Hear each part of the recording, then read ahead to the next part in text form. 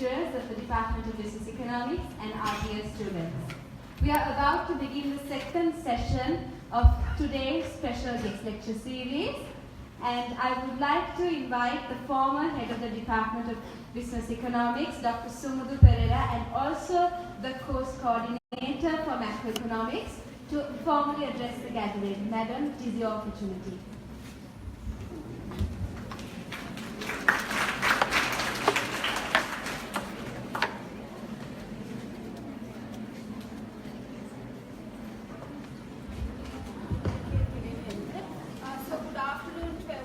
Our distinguished guest speaker and dear students, lecturers and dear students. So it gives me very great pleasure to welcome you all to this special guest lecture on the theme of present economic situation in Sri Lanka and development strategies for the future. So which is organized by the Department of Business Economics of the Faculty of Management Studies and University of Sri Jawadanapura. So as a department, actually we believe that it is very important for you to not just give theoretical knowledge. Rather, we really wanted you to get some practical exposure.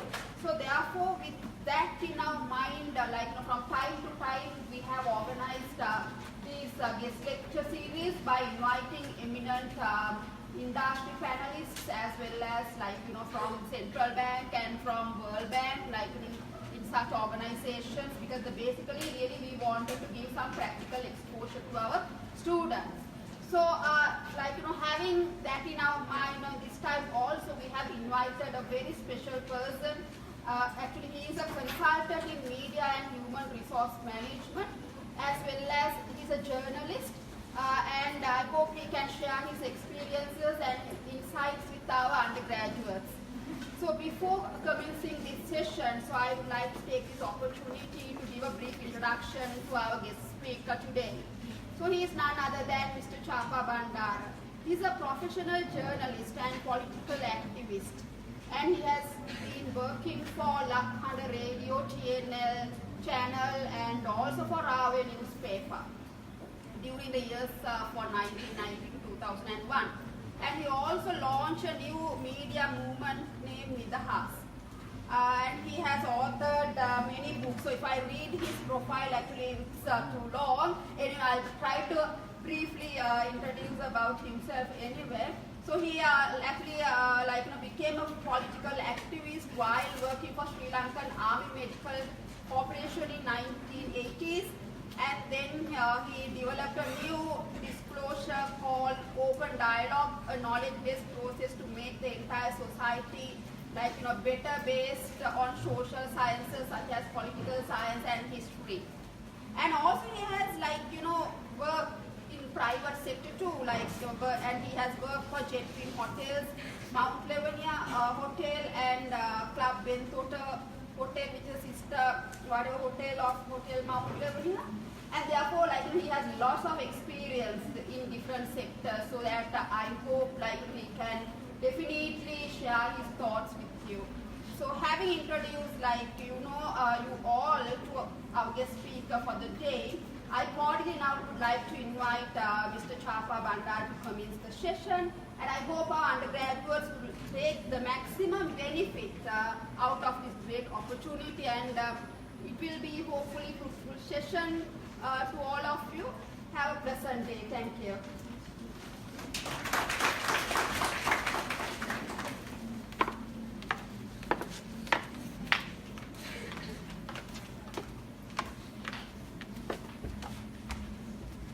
Thank you, madam, for your kind thoughts.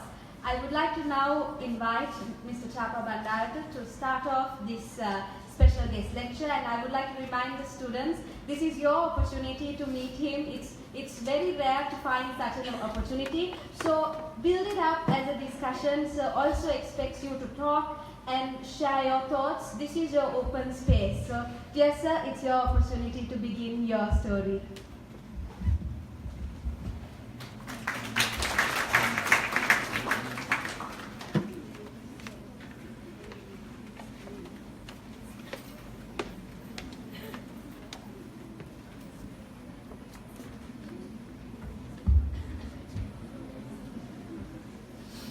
Ayubowan and good afternoon. I will do my presentation in Sinhala as usual, but the language will not be a barrier, I am sure. You can ask questions in Sinhala or Tamil or English. If you talk in Tamil, one of my colleagues will help me to get it translated. So we will smoothly try to develop a dialogue, good dialogue. මගේ කතාව මම පටන් ගන්න ටිකක් වෙනස් විදිහකට. 1835 පෙබරවාරි 2 වෙනිදා බ්‍රිතාන්‍ය පාර්ලිමේන්තුවේ සභිකෙක් මැකන්ලේ ලෝඩ් මැකන්ලේ එරට පාර්ලිමේන්තුවට කරපු කතාවක් හැන්සාඩ් ගත වෙලා තියෙනවා. මේ අතීතයේ උපුටා දක්වන්න මට ඉඩ දෙන්න. මේ මොහොත බ්‍රිතාන්‍ය ඉන්දියාව ආක්‍රමණය කරමින් ඉන්දියාව යටපත් කරගන්න හදන මොහොත. මැකන්ලේ කියනවා I do not think we would ever conquer this country unless we break the very backbone of this nation, which is the spiritual and cultural heritage. And therefore, I propose that we replace her old and ancient education system, her culture, for if the Indians think that all that is foreign and English is good and greater than their own, they will lose their self-esteem, their native culture, and they will become what we want them, a truly dominated nation. ඉන්දියානුවන් ආක්‍රමණය කරන හැටි එදා මැකෙල්ලේ බ්‍රිතාන්‍ය පාර්ලිමේන්තුවට එහෙම කියනවා. 1835. එදවස ඉන්දියාව යටත් කරගන්න නම් අනිවාර්යයෙන් ඉන්දියාවේ කොඳු නාරකීය බිඳින්න ඕනි. ඒ කොහොමද? ඔවුන්ගේ සංස්කෘතිය, භාෂාව වෙනස් කරලා ඉංග්‍රීසියෙන් හිතන්න ඔලඹවල බ්‍රිතාන්‍යයන් වගේ කල්පනා කරන්න පුරුදු කරලා ඉන්දියාවේ කොඳු නාරකීය බිඳොත් විතර ඉන්දියාව යටත් කරගන්න පුළුවන් කියලා මැකෙන්ලේ කියනවා. ඒ විදිහටම ඉන්දියාව ඔවුන් යටත් කරගත්තා. පෙරදිග ඉන්දීය මෙහෙයුම් ඒ දවස් ඉන්දියාව යටත් කරගත්තේ විශාල සංස්කෘතික ආක්‍රමණයක් කරලා. අවියාවුද වලට වැඩිය බරපතල වගේ සංස්කෘතිය රටක එහෙම නැත්නම් රටේ අනන්‍යතා ඔවුන් ඒ දවස් සටහන් කරනවා. 2016 ජූනි 28 ඔබ අතීතයට විල බැලුවොත් යුරෝපා හවුලෙන් බ්‍රිතාන්‍ය ඉවත් වෙනවා. මම මේ සිද්ධීන් දෙකක් එකට ගලපන්න උත්සාහ කරනවා. අතීතයේ සහ ආසන්න වර්තමානයේ. යුරෝපා හවුලෙන් බ්‍රිතාන්‍ය ඉවත් වෙන මොහොතේ යුරෝපා පාර්ලිමේන්තුවේ සභික නිගෙල් ෆේග් මොකක්ද කියන්නේ? ඔහු කියනවා අවුරුදු 17කට කලින් අපි යුරෝපා සංගමයෙන් අයින් වෙන්න ඕනි කියලා කිව්වහම ඔක්කොමලා අපිට hina වුණා. ඒ කියන්නේ මීට වසර 17කට කලින් ඔවුන් උත්සාහ කළා යුරෝපා සංගමයෙන් අයින් වෙන්න. European Union එකේ ඔක්කොම එතන hina වුණා. දැන් ඔබ කාටද hina වෙන්නේ? මේ මොහොතේ යුරෝපා පාර්ලිමේන්තුව ඇතුලේ කලබල. ලංකාවේ පාර්ලිමේන්තුව තරම නැති වුණාට කලබල. hina වෙනවා මේස වලට ගහනවා, කෑ ගහනවා. දැන් අන්තර්ජාලයේ තියෙනවා අපිට බලන්න පුළුවන් මේ වීඩියෝ සටහන්. දැන් ඔහු නිගෙල් ෆෙක් මෙහෙම කියනවා. We want our country back. අපිට අපේ රට ආයිත් ඕනි. We want our fishing whales back. We want our borders back. අපිට අපේ දේශ සීමාවන් ආයිත් ඕනි. We want to be independent, self-governing, noble nation, and that is what we are doing. And that is what must happen and doing so. ඔහු කියන අපිට අපේ රට වෙනම ස්වාධීන මුත්‍ති ගන්න දෙන්න අපිට අපේ දේශ සීමාවන් ඕනි මුහුදු ඕනි අපි දැන් කරමින් ඉන්න එක තමයි අපිට කරන්න තියෙන එක තමයි. මොකද්ද මේ කතාව දෙකේ තේරුම? ඔබම ඉතිහාසයක මොහොතක් රැගෙන යනවා. එක්තරා මොහොතක ලෝකයේ 1500 ගණන් වෙනකොට ඔබ දන්නවා එක්තරා රටවල් ප්‍රමාණයක් ලෝකේ පුරා ගවේෂණය කරලා වෙන රටවල් හොයාගෙන ඒ රටවල් පාලනය කරලා ඒ රටවල් වල තියෙන සම්පත් කොල්ල ගන්න පටන් ගන්නවා. ලංකාවට 1505 පෘතුගීසි එන්නේ අහම්බයක් විදිහට නෙවෙයි. අහම්බයක් තමයි. හැබැයි ලෝක දේශපාලනයේ අහම්බයක් නෙවෙයි. ඔබ දන්නවා ග්‍රීක රෝම යුග විඳ වැටිලා 1453 වෙනකොට කොන්ස්ටන්තිනෝපලය රෝමේ අවසාන අධිරාජ්‍ය කොටස ඒ ආක්‍රමණය කරලා ඔටෝමන් තුර්කිවල ඊට පස්සේ එතනින් පටන් ගන්නා ඊළඟ යුගයේ තීරණාත්මක කාල පරිච්ඡේදය තුල විවිධ හැලහැප්පීම් මැද්දේ කාර්මික විප්ලවය ගොඩනැගෙනවා 1600 700 ගණන් වල 18 වෙනි සියවස වෙනකොට. මේ කාලේ ඔබ දැනගන්නම ඕනේ. හේතුව ආර්ථික විද්‍යාව කියන්නේ හුදු වෙනම ප්‍රොෆයිල් එකක් නෙවෙයි. ඔබ ආර්ථික විද්‍යාව වෙනම විෂයක් හැටියට කියවුවොත් ඔබට වරදිනවා. ආර්ථික විද්‍යාව කෙලින්ම ලෝක ඉතිහාසයට සම්බන්ධයි. ආර්ථික විද්‍යාව කෙලින්ම මානව විද්‍යාවන්ට සම්බන්ධයි. ආර්ථික විද්‍යාව කියන්නේ එහෙම නැත්නම් ආර්ථික කළමනාකරණය කියන්නේ වෙන මොන වචන වලින් ගත්තත් මේ ලෝකයේ ද්‍රව්‍යමය කළමනාකරණය කියලා කියන්නේ ඍජුවම මානව ශිෂ්ටාචාරයට සම්බන්ධ විෂය පද්ධතියක්. අපි ඒ සියල්ල ගලවලා මේ කොටස විතරක් ගත්තොත් අපිට වරදිනවා. Keep in your mind, this is one of social sciences. ලෝකයේ විද්‍යාවන් වර්ග දෙකක් තිබෙනවා, natural sciences, social sciences. Natural sciences විද්‍යාගාර වටා ගොඩ නැගෙන්නේ. භෞතික විද්‍යාව එහෙම විෂයක්. හැබැයි දේශපාලන විද්‍යාව විද්‍යාගාරයක් ඇතුළේ නෙවෙයි ගොඩ නැගෙන්නේ. ඒක පරිණාමීය ලක්ෂණ තියෙන එළියේ ගොඩ නැගෙන මහා අවකාශයක්. ඒක සමාජ විද්‍යාව. ඔබ ඉගෙන ගන්න විෂය සමාජ විද්‍යාවක් බව මතක තියාගන්න. ඒ නිසාම මේ විෂය කොටු කරන්න එපා. මේ විෂය කොටු කරුවොත් මුකුත්ම දන්නේ නැති විෂය ගැන විතරක් දන්න කවුරු හරි ඒජන්ට් කෙනෙක් හැදෙනවා. ඒ අනුව ඉතිහාසයේ නැවත කියවන්න ඔබට මම යෝජනා කරනවා. මම මේ කතා දෙන්න කිව්වේ ඇයි? ඒ දවස් රටවල් කොල්ල කාලා Tamange කඳවුරු හදාගත්ත ලෝකේ මේ වෙනකොට එහෙම කඳවුරු කොල්ල කාලා හදන ලෝකයේ අසාර්ථක බව පිළි අරගෙන තිනවා. මහා බ්‍රිතාන්‍ය අද මෙහෙම කියයි කියලා ඒ දවස් මැකෙන්ලේ හිතුවේ නැතුව ඇති. මහා බ්‍රිතාන්‍යයට සිද්ධ වෙනවා යුරෝපා පාර්ලිමේන්තුවෙන් අයින් වෙලා පාපොච්චාරණයක් කරන්න. අපි මෙච්චර දවසක් ඔබත් කීටි අපරාධයි. මහා බ්‍රිතාන්‍ය එහෙම කියනවා නම් අද එංගලන්තේ වුණත් පුංචි රටවල් වලට කුමන කතාවක්. ගෝලීයකරණය කියන්නේ බොරුවක් වගේ තහවුරු කරන ඉතාම ආසන්නතම ප්‍රවෘත්තිය තමයි ඇමරිකානු નાයකයා ඩොනල්ඩ් ට්‍රම්ප් මේ මොහොතේ BBC අල් ජසීරා CNN වගේ ජාත්‍යන්තර ප්‍රවෘත්තිමවන සාකච්ඡාමවන සංවාද ගොඩනගන කතාව ඔහු කියන විදිහ. ඔහු මොකද්ද කියන්නේ? ඔහු කියනවා රටවල් වල මිනිස්සු යන්න ඕනේ නැහැ. ඔහු කියනවා ඇයි තමන්ගේ රටේ ඉඳලා තමන්ගේ රට දියුණු කරගන්න බැහැ. ඔහු හයිටි ඉලක්ක කරගෙන මේ කතාව කියන්නේ. ඔබ දැන් බලුවොත් අන්තර්ජාලයේ තියෙනවා. ඔහු හයිටි ජාතිකයන්ට මොකටද ඇමරිකාවට එන්නේ කියලා අහනවා. ඔහු කියනවා උඹලගේ රටවල් වල හිටපල්ලා. Why don't you develop your countries yourself? ඇයි අපේ රටට එන්නේ කියලා ඔහු අහනවා. ඔහු කවදාවත් හිතුවේ නැහැ. නූතන ඇමරිකානු නායකයා, ඇමරිකානු රාජ්‍ය, ඇමරිකානුවන් හිතුවේ නැහැ.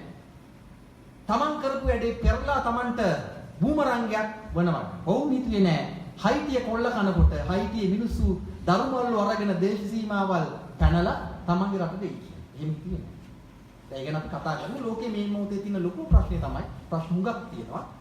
දේශ සීමාවල් පන්නගෙන මුකුත් කරගන්න බැරි අන්ත අසරණ මිනිස්සු දවුරු පවුල් පිටින් ජීවිත අනතුරේ දාලා යුරෝපයට බඩ ගන්නවා. එක්ක පීනල යනවා. බෝට් වලින් යන්න හදලා මග ගිරිලා මැරෙනවා. සංක්‍රමණිකයන්ට යන්නේන මං නැතු තියෙන මොහොතක් ලෝකෙ මේ වෙලාව. පාරවල් දිගේ මිනිස්සු මැරෙනවා. ඒ අර එදිනෙදා කන්න නැතුව බෙහෙත් නැතුව මැරෙන අයට අමතරව මේක අලුත් කතාවක්. අලුත් යුගයක්. දැන් නැවත මම ඔබ වරගෙන යන ගෝලීකරණයට. ඇයි ඩොනල්ඩ් ට්‍රම්ප් මෙහෙම කියන්නේ?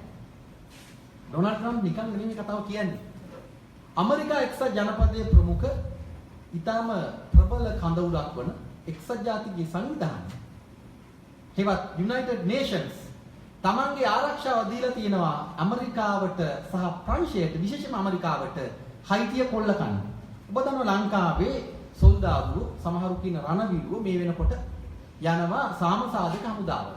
අපේ නායකයෝ කියන බලන්න අපි ජාත්‍යන්තරයේ ජයගත්ත දැන් අපේ කට්ටිය උන්න සාමසාධක හමුදාවලට අරගෙන යන කොච්චර නම්බුවක්ද කියලා. අපේ අය පිරිත් කියලා ඔය පිරිත් මුල් බැඳගෙන හයිටි යනවා. මට හම්බ වෙලත් තියෙනවා එහෙමයි.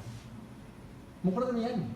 හයිටි යන්නේ හයිටියේ උතුරු ප්‍රදේශයේ මේ වෙනකොට මතුවලා තියෙනවා රත්තරන් රිදි තඹ එකට තියෙන විශේෂ පස් වර්ගයක්. දැනට උතුරු කරෙන් හයිටි පුංචි රටක් උතුරු කරෙන් 15% විතර භූමිය ඇමරිකාව අත්පත් කරගෙන තිබෙනවා. ඔවුන් දැවැන්ත බැම්බක් ඉදි කරගෙන පවුරක් ඉදි කරගෙන මිනිස් පවුරක් ආරක්ෂක පවුරක් අර පස් කප ඇමරිකාවට ගෙනියනවා. ඒක තමයි මේ මොහොතේ වෙන්නේ. ඔබ කල්පනා කරන්නේ නැද්ද යුද්ධයක් නැති හයිටියට මොකටද සාමසාධක හමුදා කියන්නේ? සාමසාධක හමුදා ගෙනහිල්ලා එක්සත් ජාතික සංවිධානයේ ආරක්ෂාව දීලා තියෙන ප්‍රධාන සමාගම් කීපයකට මේ වැඩේ කරගෙන යනවා. මේක තමයි මේ මොහොතේ හයිටියේ වෙන්නේ. එතකොට දැනට ගණන් බලලා තියෙන විදිහට හයිටියේ ඇමරිකානු ඩොලර් බිලියන 20කට ආසන්න ප්‍රමාණයක නිදියක් මතුවලා තියෙනවා. මේ නිදිය කොල්ල කරනවා. එතකොට මොකද්ද තත්වය? හයිටිය අන්තිම දුප්පත්. හයිටියේ මිනිස්සුන්ට අනේනමන් නැහැ. කණ්ඩ නැහැ. ලදරු මරණ වැඩි. එන්න ජීවිත අවුල් වෙලා. පෞල් ජීවිත නැහැ. ලිංගික වෙළඳ පොළක්. ඊටාම දුප්පත් කුණු ගොඩක් වගේ රටක් හැදිලා තියෙනවා. කැරබියන් මුහුදේ කුඩාම කුඩා රටක්. වර්ග කිලෝමීටර් 27750යි මේ රටේ ප්‍රමාණය. ජනගහනය මිලියන 10.8යි. පොඩි රටක්. අවසානයේ දැන් හයිටියට යන්නේම නැහැ. කරගන්න කිසිම දෙයක් නැහැ. හයිටියේ මිනිස්සු දැන් බලනවා කොහොමද ගැලවෙන්නේ. සමහර කට්ටිය ගැලවෙන්නේ කොහොමද? අර ජාවාරමට සම්බන්ධ වෙලා යකරි වාගන්නවා. දේශපාලනඥයෝ නායකයෝ ඒක කරගන්නවා. පහළ මිනිස්සු ඒත් බලලා මොකක් හරි කරගන්න. බැරිම කට්ටිය පැනලා යනවා. සමහර කට්ටිය ජීවිත ගොදුරු වෙලා යනවා. ඉහ රටේ මිනිස්සුන්ට වෙන ඛේදවාචක ජනමාධ්‍ය හරහා මේ වෙනකොට කතා කරමින් තියෙනවා. එහෙ ඉන්න නව අගමැතිවරයා ලෝරන්ට් ලැමොතේ ජනප්‍රිය ජනමාධ්‍ය වලට කියනවා Haiti is open for businessmen. මොකක්ද ඒ කියන්නේ? Haiti අපි විවෘත කරලා තියෙන්නේ ව්‍යාපාරිකයන්ට. අපේ අයත් එහෙම කියනවනේ. ඒ කියන්නේ ඇවිල්ලා මේ රටේ ඕනම දෙයක් අරගෙන ඵලයල කිසි ප්‍රශ්නයක් නැහැ. මොහොතේට විශාල වරප්‍රසාද වාසි ලැබෙනවා. ඔහු රාජ්‍ය අනුග්‍රහය ලබාගෙන තමන්ගේ පවුලත් එක්ක සුවසේ ජීවත් වෙනවා. සම්පූර්ණයෙන්ම Haiti විනාශ වීම තියෙනවා. 2010 විශාල භූකම්පනයක් සිද්ධ වුණා. විශාල වශයෙන් මිනිස්සු මැරුණා. Haiti මේ වෙනකොට දරුණු පාරිසරික ස්වභාවික විනාශයක් වෙමින් තිබෙනවා Haiti. දැන් Haiti මිනිස්සුන්ට දෙන උත්තරේ තමයි ඩොනල්ඩ් ට්‍රම්ප් ඇමරිකානු නායකයා. උඹලා මේ රටට නම් එන්න එපා. උඹලගේ රට බලාගන්න. ඔවුන් හිතුවේ නෑ මිනිස්සු කඩාගෙන බිඳගෙන තමන්ගේ රටවලට ඇවිල්ලා සංක්‍රමණිකයින්ගේ ප්‍රශ්නයක් 2018 වෙනකොට ඇති වෙනවා. තව කතාවක් ඔබ දැනගන්න ඕනි. ඇමරිකානු නායකයා මෙක්සිකෝව හරස් කරලා බැම්මක් බඳිනවා කියලා තමයි ඡන්දීගේ මිනිස්සු කෑ ගහලා කිව්වා අපිට වෙන රටවල මිනිස්සු ඕනේ ඇමරිකානු ජාතිකත්වයක් තියෙනවා. අපි හරි බැම්ම බඳින්න. ඩොනල්ඩ් ට්‍රම්ප් නායකයා වුණා. ඔබ දන්නවද? ඔබ අහලා ඇති හරිත විප්ලවය ගැන. ඒකට කියන්නේ ග්‍රීන් රෙවොලූෂන් කියලා. හරිත විප්ලවය කියන්නේ 1948 වෙනකොට දෙවන මහා ලෝක යුද්ධය ඉවර වෙලා ඇමරිකාව ප්‍රමුඛ කණ්ඩායමක් එකතු වෙලා වෙනම යුද්ධයක් පටන් ගත්තා. ඒක ඔවුන්ගේ විප්ලවයක් කියලා. මොකද මේ යුද්ධයේවත් ඔවුන්ගේ විප්ලවය ලෝකේ ආහාර සහ කෘෂිකර්ම බලාධිකාරී අතට ගන්න. ඔවුන් ඒ වෙනුවෙන් හැදුව එක්සත් ජාතීන්ගේ ෆුඩ් ඇන්ඩ් ඇග්‍රිකල්චර් ඕගනයිසේෂන් එක. ආහාර සහ බීජ සංවිධානය හැදුවා. මොන්සෙන්ටෝ සමාගම ඒ වෙනකොට වැඩ පටන් අරන් තිබුණා. බීජ සමාගම, දැවැන්ත බීජ යෝධයා. රසායනික සමාගම් ගණනාවක් ඇමරිකාව විශේෂයෙන්ම ජර්මනියේ ඇතුළු රටවල් වල ඔවුන් ලෝකයේ කෘෂිකර්මාන්තය අතට ගත්තා. ඔබ දන්නවද බහලා තියෙනවද රොක්ෆෙලර් පදනම කියලා එකක්. රොක්ෆෙලර් ෆවුන්ඩේෂන්, ෆෝඩ් ෆවුන්ඩේෂන්. මේවා ඇමරිකානු ලෝකයේ තුල ඉතාම රහසිගතව නමුත් ප්‍රසිද්ධිය වැඩ කරන ඇමරිකානු ජාතික උත්සවයන්ටත් සම්බන්ධ වෙනමම මෙහෙයුම් කරන ආයතන දෙකක්, මධ්‍යස්ථාන දෙකක්. හරිත විප්ලවයේ පටන් ගන්න රොක්ෆෙලර් ෆවුන්ඩේෂන් එකත් ෆෝඩ් ෆවුන්ඩේෂන් එකත් එකට වැඩ කරනවා. රොක්ෆෙලර් කියන්නේ පවුලක්. රොක්ෆෙලර් තමයි එදවස තෙල් සහ ඒ කියන්නේ khනිජ තෙල් සහ නැචරල් ගෑස් නැත්නම් ස්වභාවික වායු පිළිබඳ සැහැණ බලයක් හදාගෙන තිබුණ ඇමරිකාව. ෆෝඩ් ෆවුන්ඩේෂන් කියන්නේ ෆෝඩ් කියන වාහන බහලා තියෙන ඒ වාහනවල අයිතිකාර මුල් පවුලුන් දැන් ඒවට සම්බන්ධ නැහැ. මේ පවුල් දෙක තමයි ලෝකයේ මෙහෙවන්නේ ඒ අර්ථයෙන් ගත්තොත්. රොක්ෆෙලර් and ෆෝඩ්. දැන් මේ ආයතන දෙක සම්බන්ධ වෙලා තමයි ඔය කියන ග්‍රීන් රෙවොලූෂන් එකේවත් හරිත විප්ලවයට මුල් ගලා තියන්නේ. ඊට අමතරව ඇමරිකාවේ විවිධ ආයතන අතර ප්‍රධාන ආයතනයක් තිබෙනවා USAID කියලා. ඔබ දන්නවා. එය ඇමරිකාවේ තිබෙන දැවැන්තම ඒජන්සියක්. ඒ ඒජන්සියේ එහෙම නැත්නම් USAID ආයතනයේ පරිපාලකවරයා විලියම් එස් ගාඩ් මේ කියන හරිත විප්ලවය සමාජගත කරන දවසේ මෙන්න මෙහෙම කියනවා. මේ 1968 මාර්තු 8. These and other development in the field of agriculture contain the makings of a new revolution. It's not a red revolution like that of the Soviets, nor is it a white revolution like that of the Shah of Iran. I will call it the green revolution. මේ මොකද්ද කියන්නේ? අපි විප්ලවයක් කරන හැබැයි මේ විප්ලවය Soviet දේශීය රතු විප්ලවය වගේ එකක් නෙමෙයි. ඉරානයේ දවස් ඒකාධිපති නායකයා ෂා මේ ෂා කරපු විදිය සුදු විප්ලවයකුත් නෙවෙයි. අපි ඒකට කියන්නේ හරිත විප්ලවය කියලා. මේ හරිත විප්ලවයේ ප්‍රතිඵලයක් හැටියට ලෝකයේම රසායනික යෝධයන්ගේ සහ බීජ විල්ලන්ගේ ගොදුරක් බවට පත් වුණා. ලංකාවත් ඇතුළු. ලංකාව මේ මොහොතේ ඔබ දන්නවා ලංකාවේ මැද කුෂ්කර්මාන්තයේ හදවත ගොවි බිම්වල ඉන්න ගොවියෝ වකුගඩු අමාරුවෙන් පෙළෙනවා 100,000 ගණන්. දැනට ගණන් හදලා තියෙන හැටියට ලක්ෂ 4ක් විතර ඉන්නවලු. මේ ගොවියන්ට වකුගඩු අමාරු හැදුනේ රසායනික යෙදවීම නිසා. හැබැයි ජාත්‍යන්තර වාර්තාවල කියන්නේ මේ නොහඳුනන රෝගයක් කියලා. කවුරුත් දන්නේ නැහැ වගේ පෙන්නන තවම රසායනික ද්‍රව්‍ය අපේ පොළොට අපි මුහු කරනවා. ඇමරිකාව ලෝකෙට මේ කතාව කියලා ඇමරිකාව හිතුවා Tamanට බේරෙන්න පුළුවන් කියලා. නෑ ඕන් බේරුනේත් නෑ. අන්න කැලිෆෝනියාව මේ මොහොත වෙනකොට ලෝකේ වැඩියෙන්ම රසායනික යෙදවීම් යොදන පොළොව හැටියට නම් කෙරෙනවා. විතරක් නෙවෙයි ඔබ දකින්න මේ දවස්වල විවිධ ස්වභාවික විපත් හරහා කැලිෆෝනියාව කොච්චර කසිකබල් කඩා වැටිච්ච පරාදීන නැති වෙච්ච දේශයක්ද කියලා. ලෝකේ කතාව තමයි මේ කතාව. රටවල් කොල්ල කන්න ගිහිල්ලා වෙළඳ පොළ පළල් කරගන්න ගිහිල්ලා එහෙම නැත්නම් සම්පත් කොල්ල කන්න ගිහිල්ලා අද 2018 වෙනකොට ලෝකය අවතැන් වෙලා තියෙනවා. මොන වචන වලින් මොන න්‍යායන්ගෙන් සාධාරණීකරණය කරන්න හැදුවත් ලෝකේ මේ මොහොතේ ආර්ථිකය තුල අවතැන් වෙලා තියෙනවා. ආර්ථිකය කියන්නේ මොකක්ද? සංවර්ධනය කියන්නේ මොකක්ද? මේ ප්‍රශ්න දෙක අප ඉදිරියේ මේ සාකච්ඡාවට ගන්න අපට තියෙනවා. දැන් ඇමරිකා එක්සත් ජනපදයේ මෙක්සිකෝව හරහා බැම්ම බැඳලා කිව්වේ උඹලගේ දේශය හරහා එන අනිත් සංක්‍රමණිකයන්වත් අපට එපා. We are Americans. We are the most powerful nation in the world. අපි උඹලට යටත් වෙන්නේ නැහැ. අපි කිසි දෙයක් ඉල්ලන්නත් එපා. මතක තියාගන්න මේ කියන හරිත විප්ලවයේ මූලස්ථානය තමයි මෙක්සිකෝ.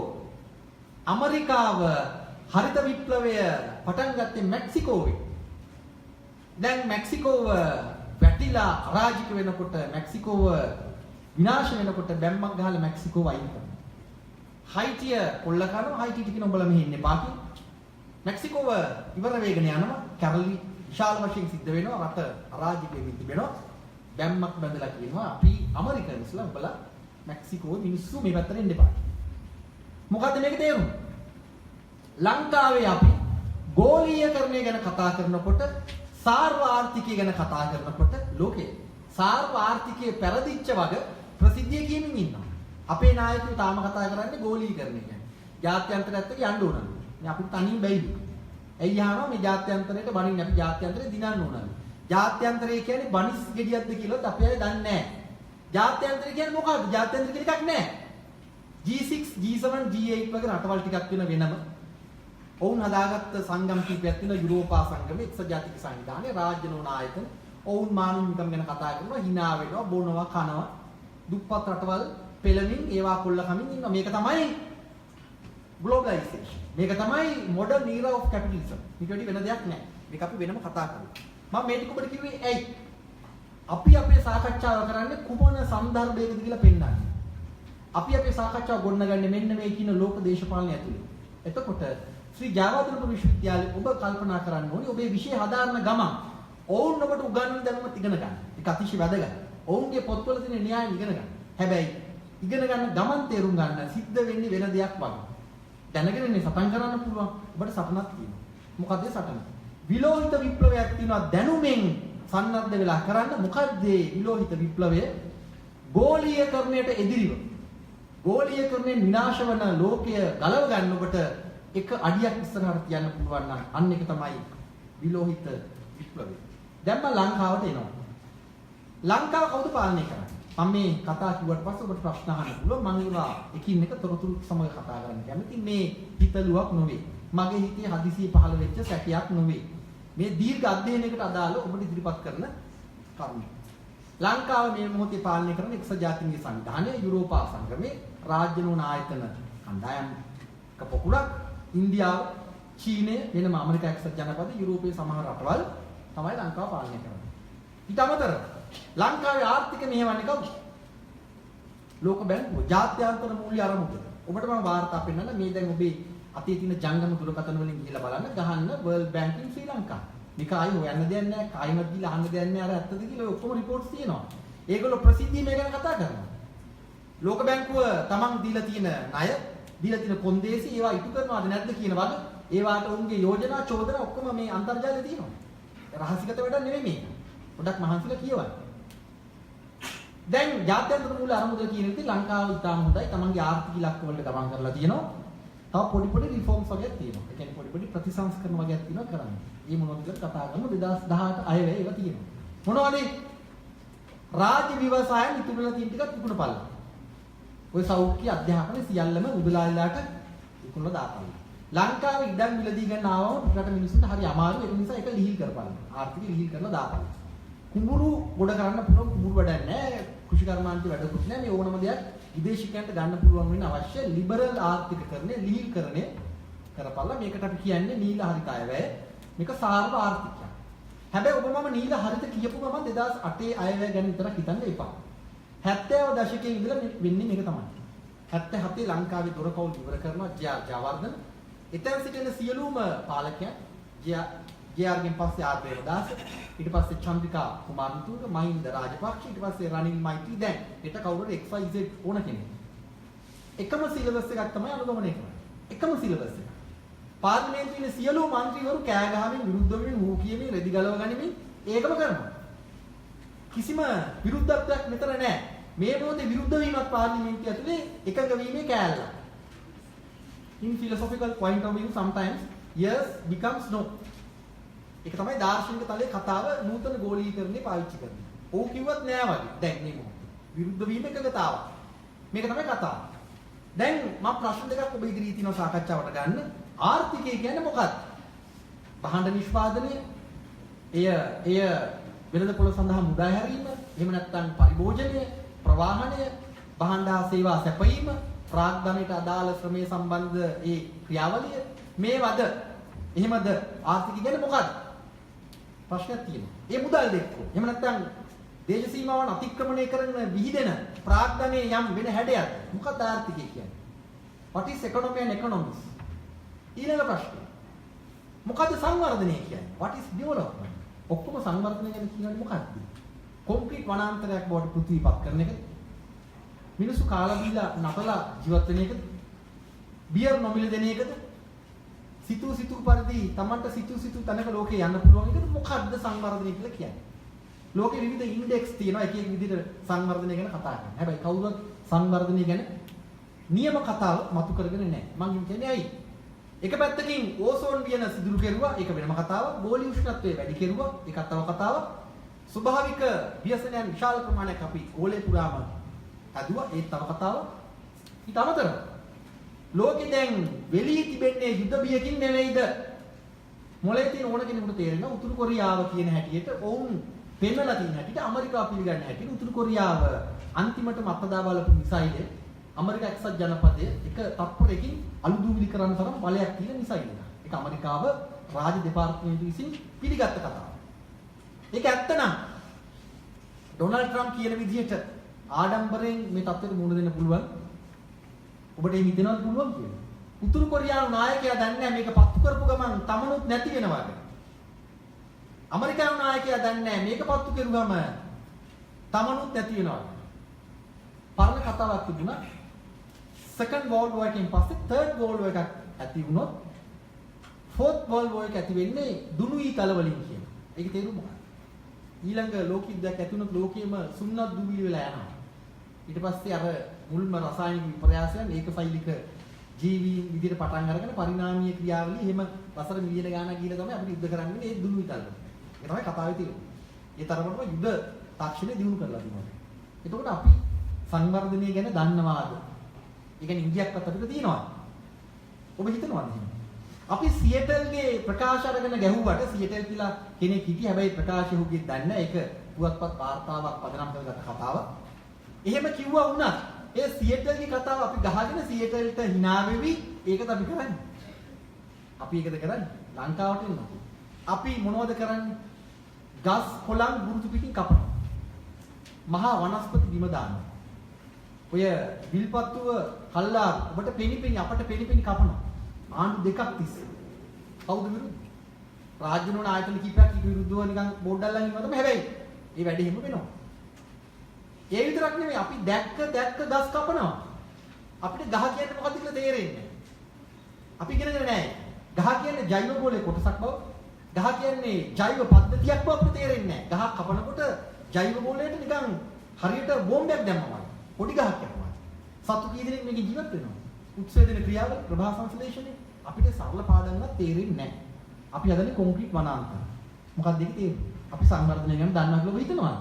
ඒ ඇස්සේ අපි කියනවා තිරසාර සංවර්ධනය, සස්ටේනබල් ඩෙවලොප්මන්ට් කියලා එකක් කියනවා. ඒ මොකක්ද ඒ? නිකන් වචන ගොඩක් විතරයි. ඒ කියන්නේ දැන් බලන්න හිතලා අපි නිකමටවත් තිරසාර කියන වචනේ තේරුම දන්නවද? අපි තිරසාර නම් වකුගඩු රෝගින් හැදෙන්න පුළුවන්. නිකන් හිතලා බලන්න. ලෝකෙ ඉන්න පුළුවන් කන නැති මිනිස්සු. එහෙම ඉන්න පුළුවන්. ලෝකෙ දැන් සෑහෙන ප්‍රමාණයක් 100ට කීයක්ද කියලා මට ඔබට කියන්න බෑ. විශාල ප්‍රමාණයක් නොකනොබි මැරෙනවා.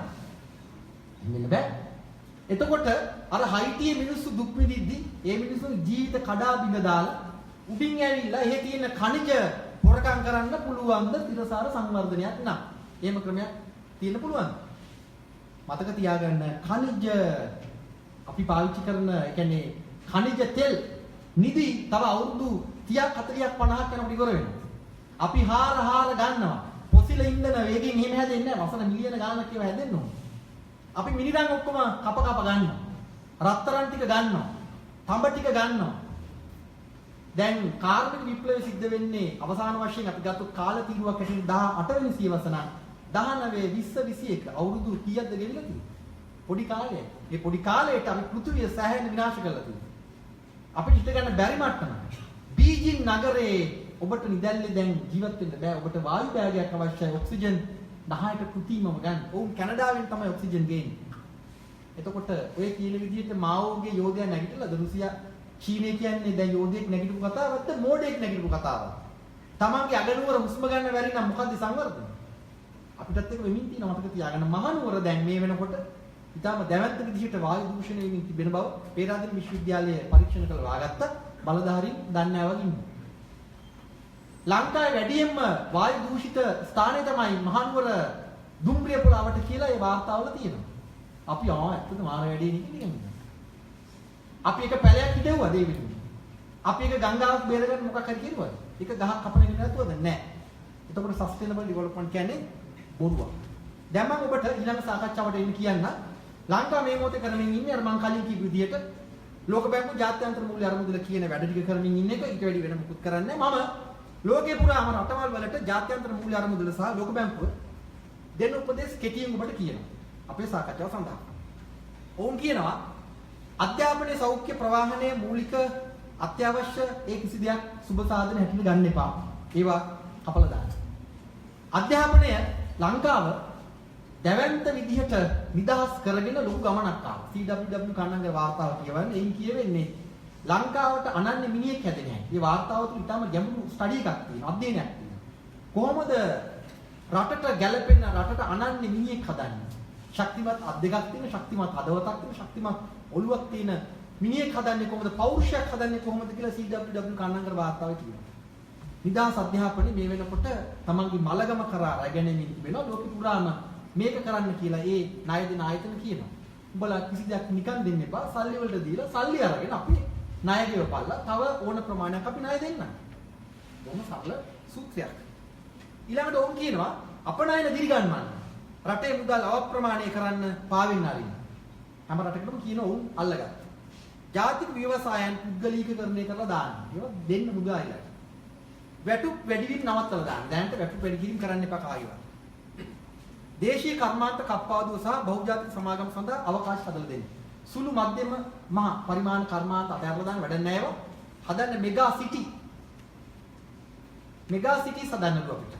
දැන් මේ මෙට්‍රෝ පොලිස් කියලා කතා කරනවා නේද? මොනවද? අපි කතා කරමු ඉස්සරහට. මෙන්න සාර්ව ආර්ථිකය පිළිබඳ සංඥායි. සාර්ව ආර්ථිකය කියන්නේ පොඩි දෙනෙක්ට ජීවත් වෙන්න පුළුවන් පොඩි කෑල්ලක් අරගෙන ඒකින් බල හිටපල්ලා අනිත් දෙව් නැති වියල්ලා කියන ක්‍රමවේද. ඒක මම න්‍යායික බත් කතා කරන්න කියන්නේ. දැන් ඊළඟට කියනවා ඒ රටවල් වල අදාළ අමාත්‍යාංශ වලට නොදැනෙන්න මහ බැංකුව හරහා පමණක් ණය කොන්දේසි ක්‍රියාත්මක කරනවා. ඒ කියන්නේ දැන් උදාහරණයක් කෘෂිකර්ම අමාත්‍යාංශයට දැනගන්න බැරි වෙන්න දැනගන්න ඕනේ නැහැ අමාත්‍යවරයාවත් ලංකා මහ බැංකුවත් එක්ක අවශ්‍ය එකඟතා ඇති කරගෙන අර ක්‍රියාත්මක කරන සංශෝධන ක්‍රියාත්මක. මේක උන්ගේ එක මූලික කොන්දේසියක්. ඊළඟට දේශීය ආහාර නිෂ්පාදනය වෙනුවට අපනයන භෝග සඳහා ගොවියන් පොළඹවන්නේ. රට ඇතුලේ කන එක වෙනුවෙන් නෙවෙයි අනිත් රටවලට යවන්න ආහාර නිෂ්පාදනය කරන්න. Tamanට කන එක සඳහා අපිව පොළඹවන්න එපා. ඉඩම් සහ යටිතල පහසුකම් විදේශ ආයෝජකයන්ට පහසුවට ලබා දෙන්න හදන්න. මේ උන් කියන කතාව. විදේශ ආයෝජකයන් දිරිගන්වන්න කම්කරු නීති ලිහිල් කරලා දාන්න. කම්කරුවන් සුරා කරන්න උන්ට අවශ්‍ය පරිදි ඔවුන්ගේ වැඩ ගන්න හදලා දාන්න. ඊළඟට උන් කියනවා කාන්තාව අගතියටපත් වෙනවා කියලා කාන්තාවට තනක් දෙන්න ඕනේ පොඩි ටොෆි එකක්. ඔය ඉන්න කාන්තාව රවටෙන්න එපා මේ දවස්වල ඔය කාන්තාව විමුක්ති ගැන කියනනේ පට්ට බොරුවක්.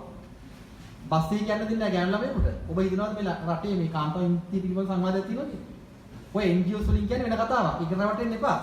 කාන්තාව නෙවෙයි මනුෂ්‍යත්වයට ගරු කිරීමක් නැති ලෝකේ කොහෙන්ද කාන්තාවන්ට ගරු කිරීමක් ලැබෙන්නේ? සරල හිත.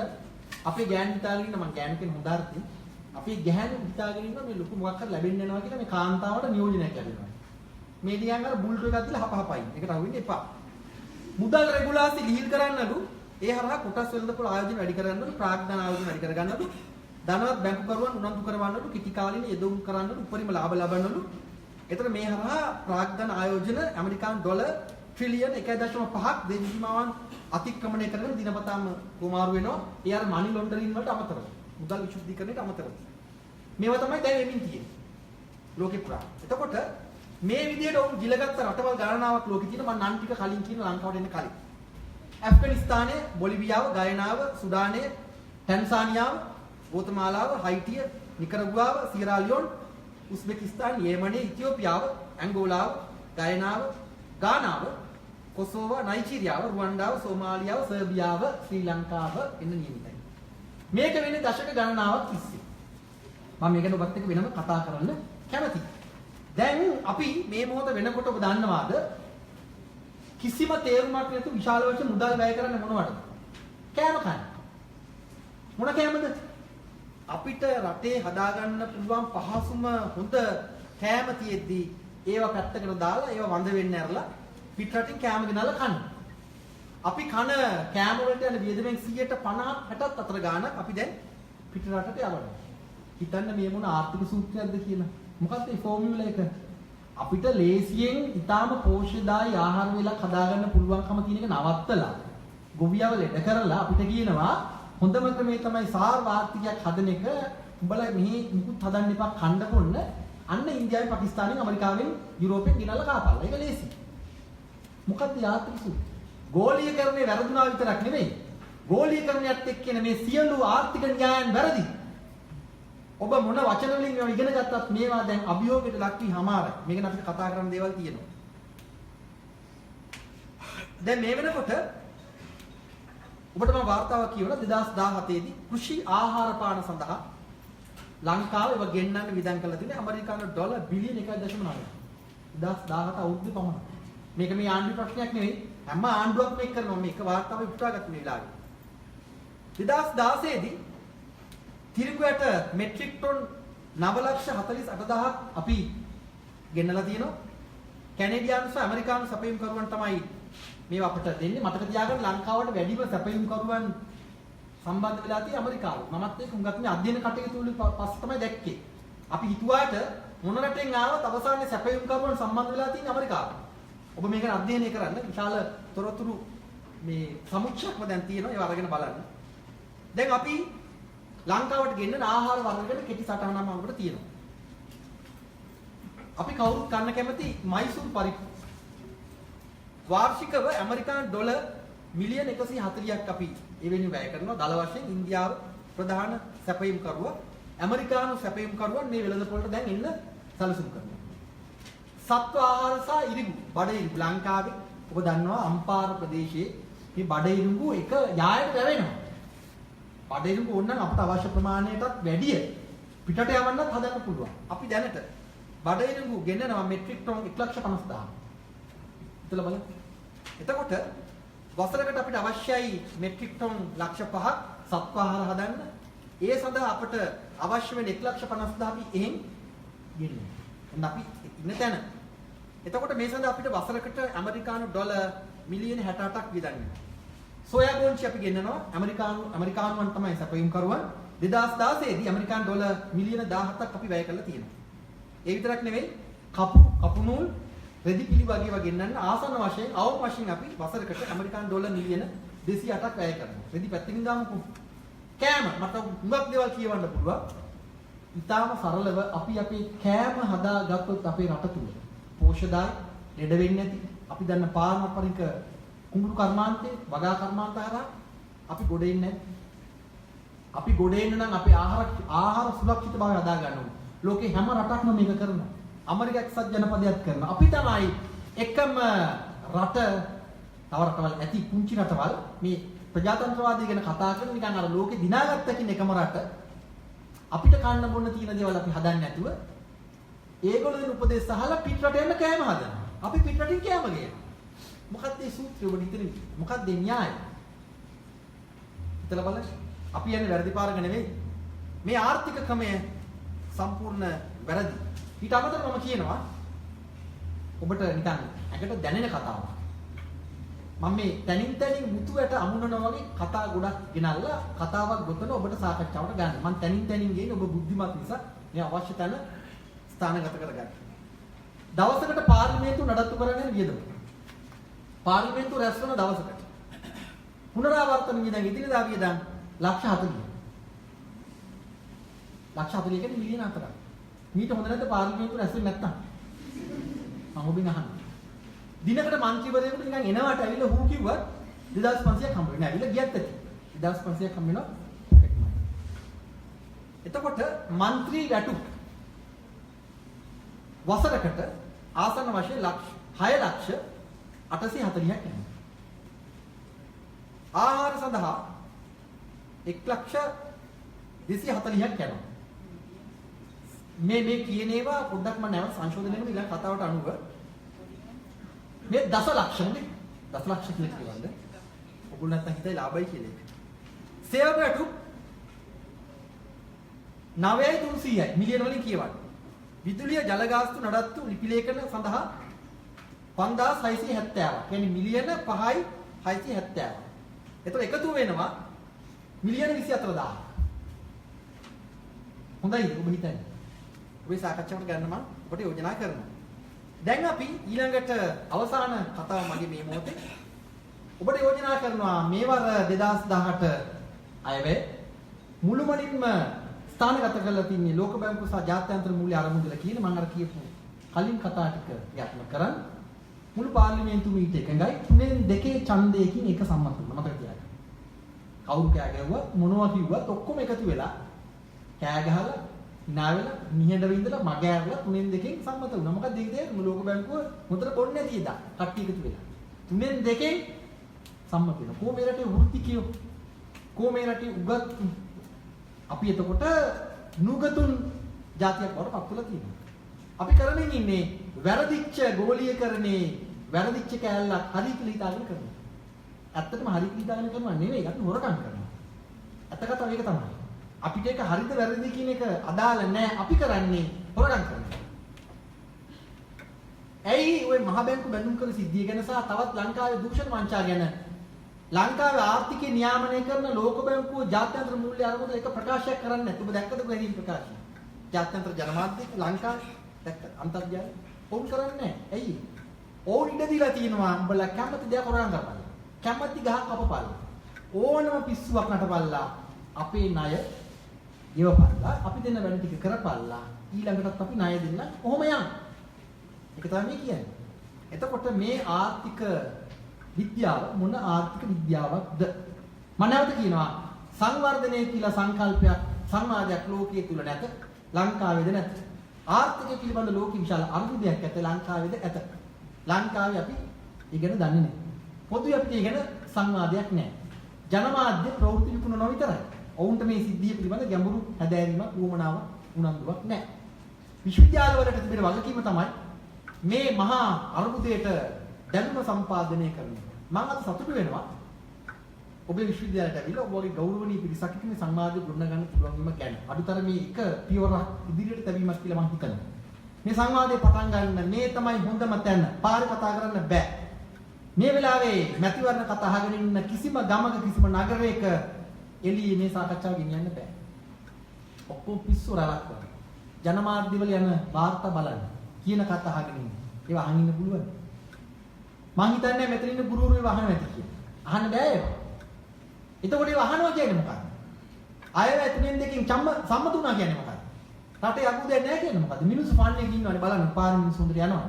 hina වෙනවා මිනිස්සු නටනවානේ. මොකක්ද ඒක? අපි මේ අරුබුදේ වටහාගෙන නැහැ. දැන් මම මගේ කතාව මෙතනින් මෙහෙම නවත්වනවා. මගේ මාතෘකාව තියෙන්නේ මේ රටේ ආර්ථිකය මොන වගේ ආර්ථිකයක්ද? අනාගත සංවර්ධනය සඳහා මොන වගේ උපාය මාර්ගද යෝජනා කරන්නේ? මේක තමයි මගේ මාතෘකාව. මගේ මාතෘකාවට දැන් ඔබට ඉදිරිපත් කෙරුවා කාරණා දෙකක්. සංවර්ධනය කියන්නේ මොකද්ද? ආර්ථිකය කියන්නේ මොකද්ද කියන්නේ? මේ සාකච්ඡාව ඔබට විවෘත කරන මොහොත ඔබේ අදහස් එක්ක මම ඊළඟ කොටසට යනවා. මොකද්ද අනාගත මූලෝපාය මම යෝජනා කරන මොකක්ද? ඊට සාකච්ඡාවට ගන්නවා. මේ සාකච්ඡාවෙන් පස්සේ මම කැමති ඔබේ අදහස් ඔබ ඉදිරිපත් කරනවාට ඔබත් සමග සාකච්ඡාවක් මම ආරම්භ කරන්න කැමතියි. ඔබට මම ඉඩ දෙනවා. ඔබ කතා කරේ කියලා මම විශ්වාස කරනවා. උදේවරුේ මේ සංවාදීය ඉතා හොඳට ගියා. මුගක් අය කතා කරුවා. මම හිතනවා ඔබ කම්මැලි නැතුව, නිදිමත නැතුව සංවාද ගොඩනගයි. Your questions, my answers. If you need more further explanations, I can do it. ප්‍රශ්න. කවුරුහරි එක ප්‍රශ්නයක් අහන්න. නිහඬියාව බිඳින්න. නිහඬියාව අපරාධයක්. ප්‍රශ්න. මගේ මාතෘකාව present economic situation in Sri Lanka and development strategies for the future. ශ්‍රී ලංකාවේ වර්තමාන ආර්ථික තත්ත්වය සහ අනාගතය සඳහා වන ආර්ථික උපාය මාර්ග.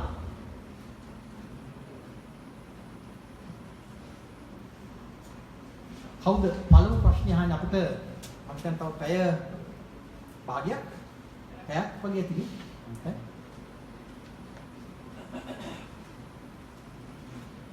මගේ දේශනයක් අපිට ගන්න එපා. මම මගේ නිදහස් අදහස ඔබට කිව්වා. අපි අදහස් සමග අපි දැන් සංවාදයේ ගොඩනගනවා. මම කියපු දේවල් පිළිගන්න පුළුවන්, ප්‍රතික්ෂේප කරන්න පුළුවන්, අදහස් යෝජනා දෙන්න පුළුවන්. කරුණු පැහැදිලි කිරීම ඉල්ලන්න පුළුවන් මගෙන්. කොහොමද මේ අදහස්? මේ ටිකක් නිදිමත වෙලාවක් තමයි ඒක හරි. ප්‍රශ්නෙත් තමයි එකක් හරි. හැබැයි අපි බලමු පරිම වැඩක් ගන්න පුළුවන්ද කියලා.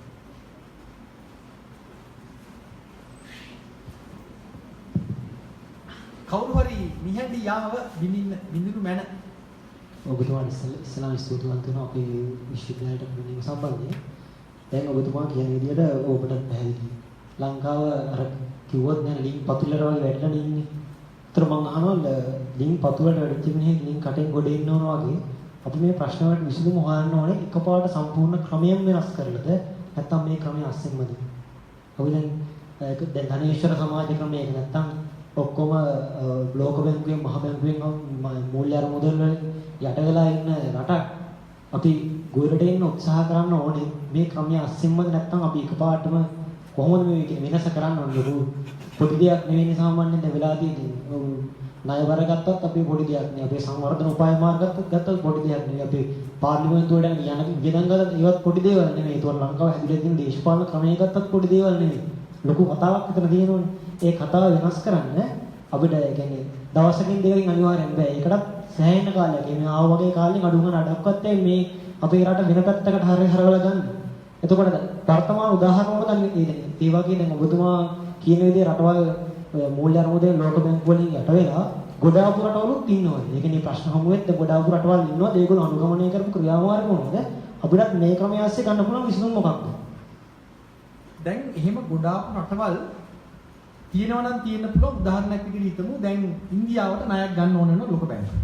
ඒතකොට ඉන්දියාව කියන්නේ තමන්ගේ සංවර්ධනය හදාගෙන දේශ සීමාව ශක්තිමත් කරගෙන රාජ්‍ය බලය ගොඩනගාගත්ත රටක්.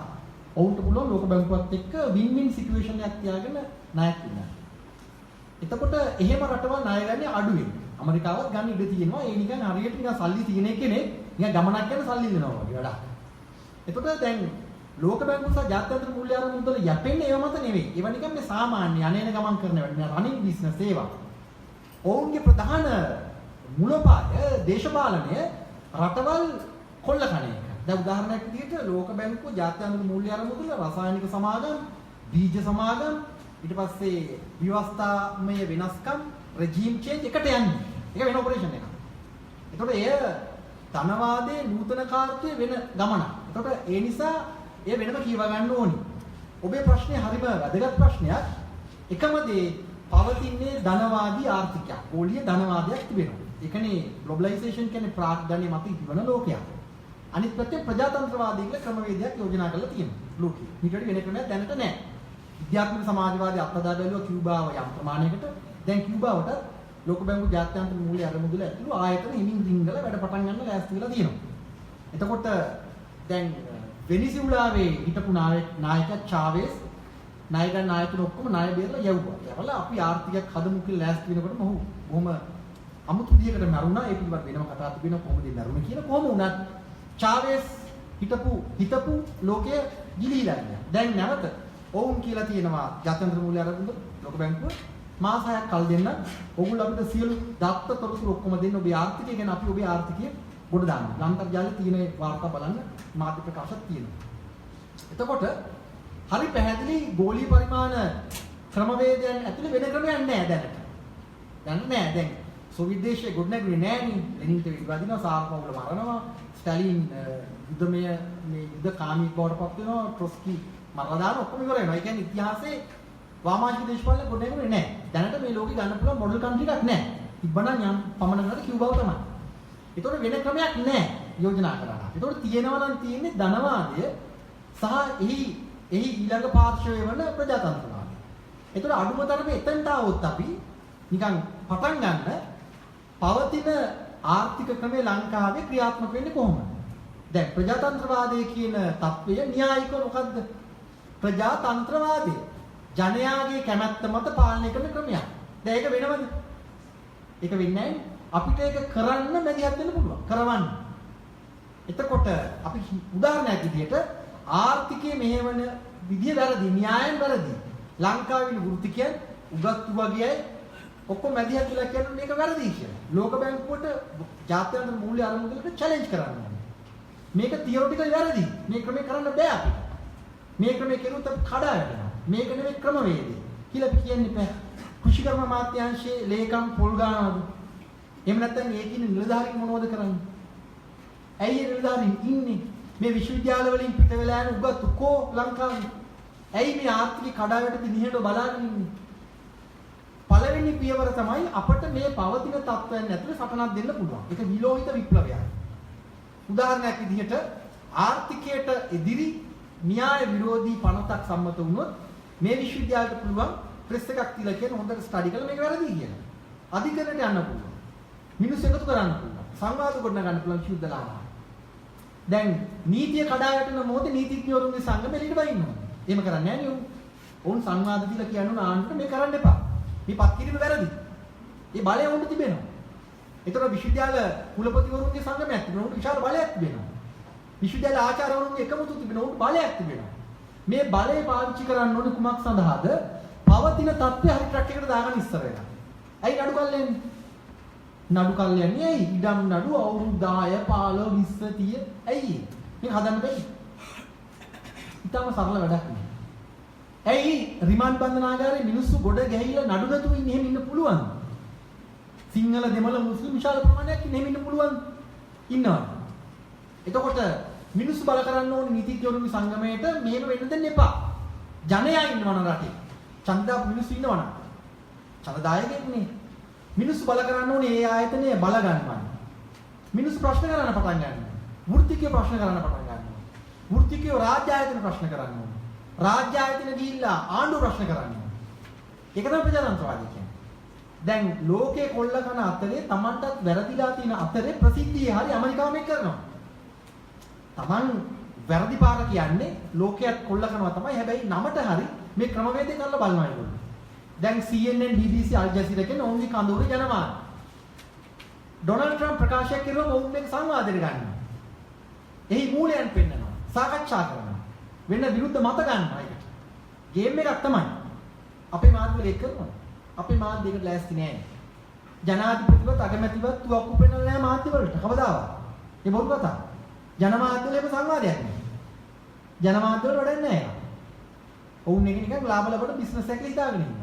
දැන් විශ්වවිද්‍යාලවල උපකුලපතිවරුන්ට කවුරුවත් ඇවිල්ලා කඩුවක් පෙන්නලා නේ කටවා ගන්න කියන්නේ කවදාවත්. ඇත්තම කතාව ආණ්ඩු මම බය නැතුව කියනවා ආණ්ඩු බයයි විශ්වවිද්‍යාලවලට. මම බය නැතුව කියනවා. ඒ බලය පාවිච්චි කරන්නේ නැහැ නේ. දැන් විශ්වවිද්‍යාලවලින් පුළුවන් ලංකාව යන්න ඕන පාර පෙන්නන්න. මම රුණු විශ්වවිද්‍යාලයට ගියා වර එක මේ ළඟදී.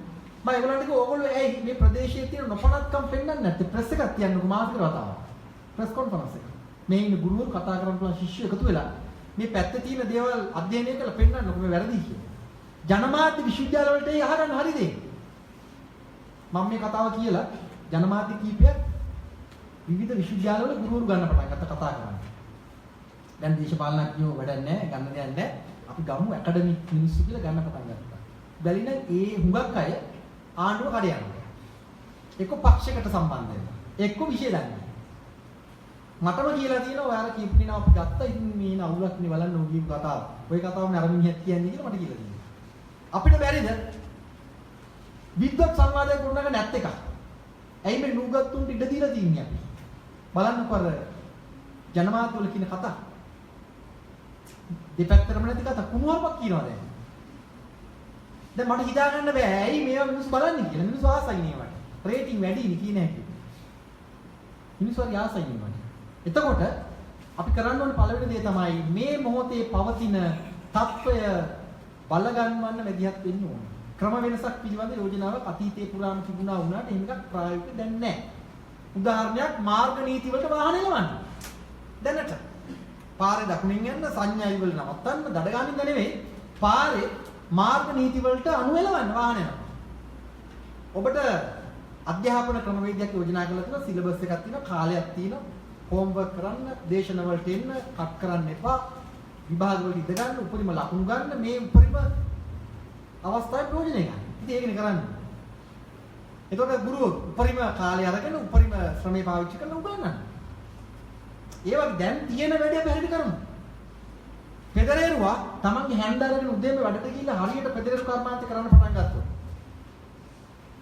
ප්ලම නැත්තම් අර නල ජල නල පද්ධතිය එලන්න උදේ පාන්දර වැඩට බහලා හරියට වැඩි කරන්න පටන් ගත්තා.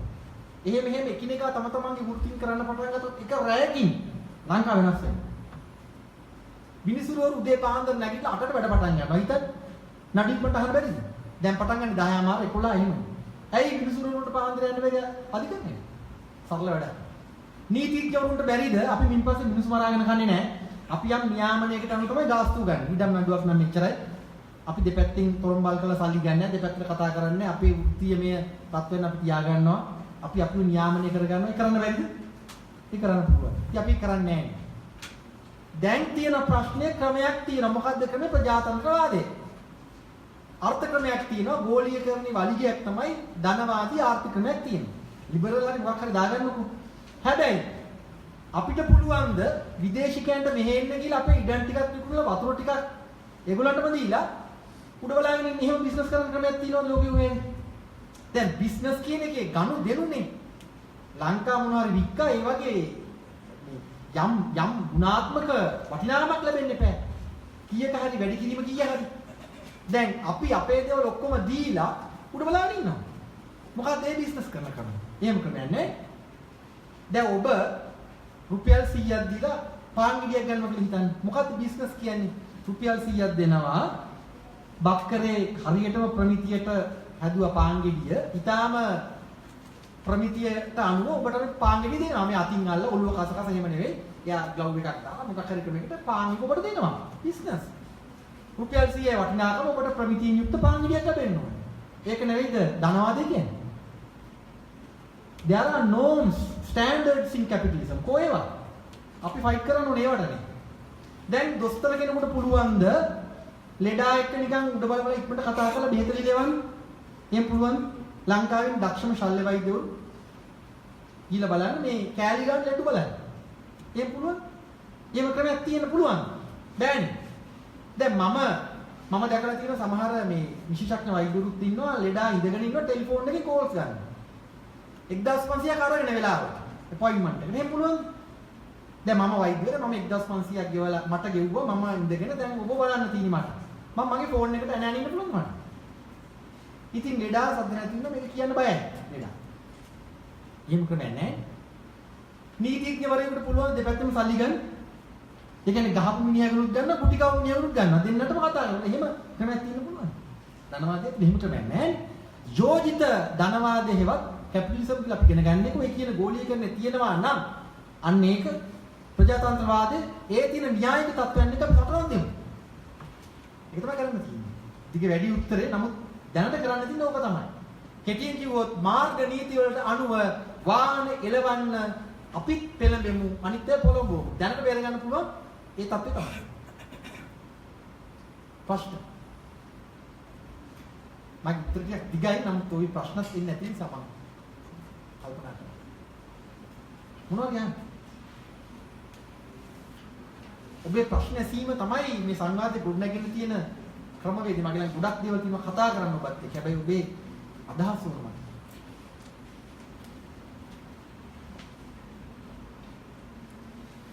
අවුරුදු 20 ගණන් වල ඔබ නිහඬව හිටියොත් අත ඉවර වෙනවා. මතක තියාගන්න සමාජය කඩා වැටෙනවා. දැනුම අධ්‍යයනයක්, දැනුම ප්‍රශ්න කිරීමක්, දැනුම පිළිතුරු සෙවීමක්. මේ දැන් අද වර්තමාන තත්ත්වය ගත්තොත් ශ්‍රී ලංකාවේ එක පුද්ගලයෙක් අද බිලින්දෙක් ඉපදුනොත් ඒ බිලින්දා ලෝකෙට රුපියල් 3,65,000ක ණය බරක් එක්ක ඉපදින්නේ. සමස්ත ලෝකේ ණය බර ගත්තොත් 1948න් පස්සේ රුපියල් බිලියන 6,000කටත් වඩා තිබෙමින් තියෙනවා.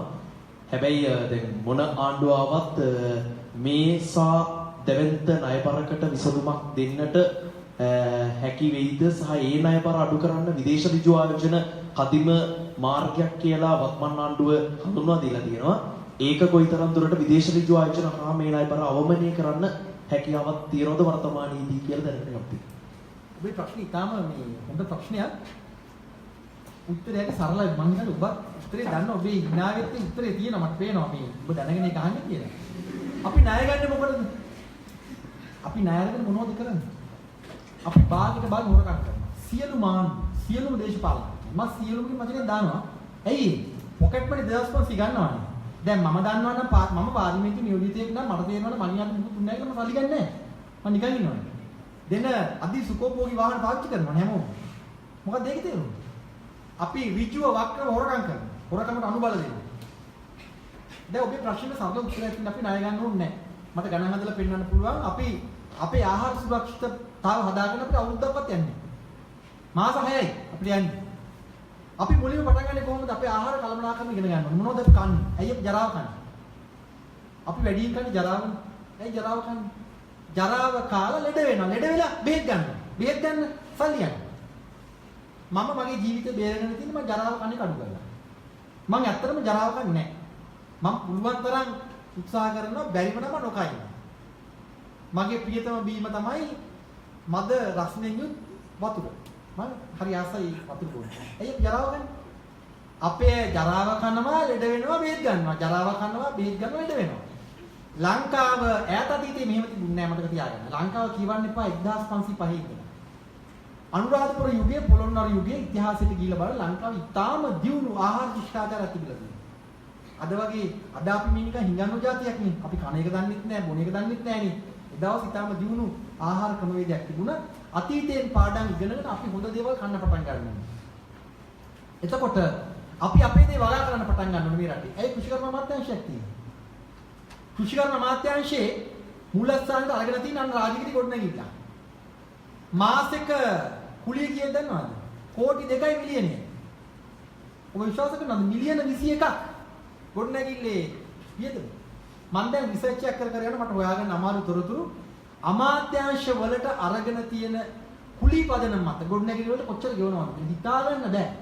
හිතන්න 2 කෝටි මිලියනයක් කෝටි 2ක් සහ ලක්ෂ 10ක් ගෙවනකොට මාසෙකට කීමණි වලට අමතරව කීමණි නැතුව මම මේ කියන්නේ කුඩේකට කීයක් හදන්න පුළුවන් නිකන් ඔය සාමාන්‍ය බවුසුන්නේ කෙනකින් අහන්න බවුසුන්නේ කලන්ත දාලා වැටේ ඔය ගාන කිව්වොත් ගොඩනැගිලි කීයක් හදන්න පුළුවන්ද අපිට එතකොට අපිට දාන වචනේ මොකද්ද අපි ආර්ථික විශේෂඥයෝද නැත්නම් අපි බූරුවෝද මං අහන්නේ එතකොට අපි ණය ගන්න මේවට තමයි අපි ණය අරගෙන මේ කොහෙවත් ඉන්න මිනිහෙකුට කෝටි 2යි මිලියනයක් ගෙවන මොකටද කෘෂිකර්ම අමාත්‍යාංශයට ගත්තු කරන්නේ නිකන් හිතලා බලන්නකෝ අර වකුගඩු අමාරු ඇතිච්ච ගොවියන්ට බෙහෙත් කරනවා නම් කමක් නැහැ ණය ගන්න ඕනේ අපේ ආහාර සුරක්ෂිතතාව හදාගත්තු ඊළඟට වහම කළ යුතු වැඩ දෙකක් තියෙනවා එකක් විදේශ ගමන් නවත්තන්න ඕන රාජ්‍ය නියෝජිතයන් අද ඇමරිකාව හෙට රුසියාව අනිත් ඕස්ට්‍රේලියාව කාගේ සල්ලිද මොනවද තියන්නේ මොනවද කියලා කරන්නේ ඊළඟ සෙල්ෆි ගන්නවා කතා කරනවා hina වෙනවා එනවා මොනවද අපි ලැබුණේ මුකුත් ලැබිලා නැහැ මං කියන අද විතරක් නෙමෙයි මුළු අතීතයේ පුරාම අපි කියලා තියෙන විදේශ ගමන් වලින් දිනාගත දෙයක් නැහැ අපිට පුළුවන් වුණා තාක්ෂණය පාවිච්චි කරලා විදේශ රටවලින් සම්බන්ධ වෙන්න හරි සරලයි දැන් මට කියන හුඟක් පිටරට එන්නත් කතා කරන්න මම නේද මොකටද ඕගොල්ලෝ අපරාධ සල්ලි කරන්න එපා දාන ස්ක්‍රීන් එකක් අපි කතා කරමු ස්කයිප් කරලා නූතන තාක්ෂණය පාවිච්චි කරමු ඊට පස්සේ කතා කරන්නේ නැහැ ඇයි ඒගොල්ලන්ට ඕනි මං හිතන්නේ මාව පෙන්නලා කීයක් හරි වාගෙන අතට ඒගොල්ලෝ ගානක් අරගෙන මම මාවත් පොඩ්ඩක් විකුණලා මොකක් හරි කරන්න එක මම යන්නේ නැහැ තාක්ෂණය පාවිච්චි කරලා මේක කරන්න බැරිද අපි කරන්න පුළුවන්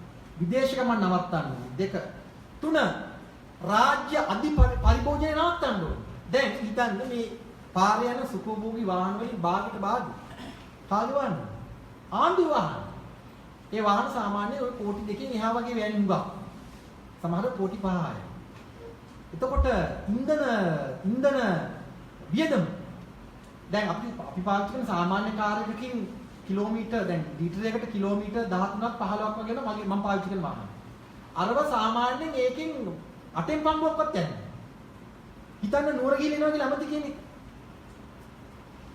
මොකද්ද වෙන්නේ එතකොට රාජ්‍ය නාස්ති අවම කරනවා නම් විදේශ ගමන් අවම කරලා දානවා නම් හොරකම් දූෂණ වංචා ඒවා පැත්තකදී මම කියන්නේ ආහාර සුරක්ෂිතභාවයේ අපි හදාගත්තොත් මාස 6ක් අවුරුද්දක් පාවිච්චි කළා අපිට ණය ගන්න ඕනේ නැහැ ගත්ත ණය වහම සමාලෝචනය කරන්න ඕනි ඒ ණය ගත්තේ ඇයි ඒවායින් මොනවද කෙරුවේ අපි නැවත ණය ගන්නවා නම් ගන්නේ ඇයි තාම අත්‍යවශ්‍ය මොහොතක පමණයි දේශීය හෝ විදේශී ණය ගන්න ඕනේ මහ බැංකු කර සිද්ධිය ගන්න මහ බැංකු බැංකු කර සිද්ධිය ඒ ඕන ණයක්ද අපි ගත්තේ ඕන එකක්ද අපි ගත්තේ නෑනේ එකට 20ක් අපි ගන්න. ඒව ගැන බොනතරම් ප්‍රවෘත්ති ආලා තියෙන්නේ දැන්. අපි පට්ට හොරු. ඉතින් දැන් අඩියක වලකට බහැලා අපි අහනවා කොහොමද ගොඩ එන්නේ කියලා. මම නැවත කියනවා කරන්න තියෙන්නේ පවතින තත්ත්වය හරියාකාරව කරගෙන යන්නේ. දැන් මේ විශ්වවිද්‍යාලේ අවශ්‍ය සම්පත් තියෙනවා. සියලුම නිදහස මේ ආයතනයේ තියෙන මට පේනවනේ. ඊටාම ලස්සන පරිසරයක් ගොඩ නැගිලි ෆෑන් කරගෙනවා. ඊටාම නිදහස් මේ කතා කරන්න පුළුවන් තැන්. ඉතින් අපි උපරිම ප්‍රයෝජනය ගන්නවා. මේක ඔබ විශ්වවිද්‍යාලයේ ප්‍රජාව හැටියට ලංකාවට පෙන්වන්න වෙන්න යුනිවර්සිටි එකකින් අවුට් වෙන කට්ටියගේ හැටි කියලා. ඔබට අවස්ථාවක් ලැබුණොත් ජනමාධ්‍ය ප්‍රශ්න කරලා පෙන්නන්න. ඇමතිවරු කනේ ඇඟිලි ගහගෙන කතා කරලා පෙන්නන්න. අධ්‍යයනයන් කරන්න. දැනුම වර්ධනය කරන්න. ඒක තමයි විශ්වවිද්‍යාලයේ තියෙන්නේ. එතකොට අපි කරන්න ඕනේ මේ මොහොතේ කළ යුතු දේ කෙරුවොත් අපි අලුතින් හිතන්න දෙයක් නැහැ. කිසිම දෙයක් අලුතෙන් කරන්න දෙයක් නැහැ. මම නැවත කියනවා එක පැය 24ක් පවතින නීතිමය තත්ත්වයන් සහ ප්‍රජාතන්ත්‍රවාදී කොන්දේසි සමග වැඩ කෙරුවොත් අපි ගොඩ එනවා. මාර්ග නීති කඩන්න නැතුව අපි ඔක්කොම තීරණය කරුවොත් අද හැන්දෑවේ 3 ඉඳලා මුළු ලංකාවේම සියලුම අය මාර්ග නීති උල්ලංඝනය නොකර පාරේ යනවා. පොලිසියට කියනවා ඉන්නේ කියලා ගෙදර. ලස්සන වෙන්නේ නැද්ද පාර? පාර එලවන්නේ එහෙමද? පාර පිස්සු වගේ එලවන්නේ අතුරු පාරකින් වාහනයක් දාන්න දෙන්නේ නැහැ. හෝන් එකකින් වාහන එලවන්නේ. ෂටර්ස් පහත් කළ කුණුවරපේ බනිනවා. ඉරි කපාගෙන යනවා ඕවර්ටේක් කරනවා. ඉතින් පිස්සු જાතියක් මේක කොහොමද අපි හදන්නේ? ඒක හදන්න බෑ එහෙම. එතකොට අපි අපේ කාර්ය කරන්නේ මම නැවත කියනවා ප්‍රජාතන්ත්‍රවාදය කියන්නේ සක්‍රීය ක්‍රියාවලිය. හැමෝටම වැඩක් තියෙනවා කරන්න. ප්‍රජාතන්ත්‍රවාදය කියන්නේ everyone has to participate. We all are parts of the same system. අපි කරන්නේ නැහැ. නීතිඥවරයා හරියට නඩුවෙනුම් පෙනී හිටිනවා නම් මිනිසුන් වරේ හරියට නඩු අහනවා නම් වාහන රියදුරා වාහන එලවනවා නම් පෙදරේරුවා තමන්ගේ කර්මාන්තය කරනවා නම් අලුතෙන් සිස්ටම් එකක් ඕනේ නැහැ. දැන් හොරකම් කරන්නේ නැත්තම් මට බැරිද මේ ඕන එකක් තියලා එන්න? මට උදේ නම් කිව්වා අර මේ කිසිම දෙයක් නැති වෙන්නේ නැහැ කියලා. මට ඕන දෙයක් තියලා එන්න කිව්වා. ඒක ඇත්ත හැබැයි. දැන් චපුර තියෙන විශේෂ ලක්ෂණයක් නේ හොරකම් කරන්නේ නැතිව. එහෙම කියලා මට කිව්වා. ඉතින් මම එක එක දේවල් තියලා ගියා නැතිුන්නේ නැහැ නේද පුතාම. නැතිුන්නේ නැති එක හොඳ ලක්ෂණයක් විශ්වවිද්‍යාලයේ. ඉතින් අපි හොරකම් කරන්නේ ඇයි? මොනවද? ඔබ හොයලා බලන්න මට ආයතන ගානක අත්දැකීම් තිබෙනවා. දූෂණ වංචාවල සම්බන්ධ අය මේ මුදල් අරන් ගිහලා හොඳ වැඩ කරන්නේ නැහැ. මොනවද කරන්නේ?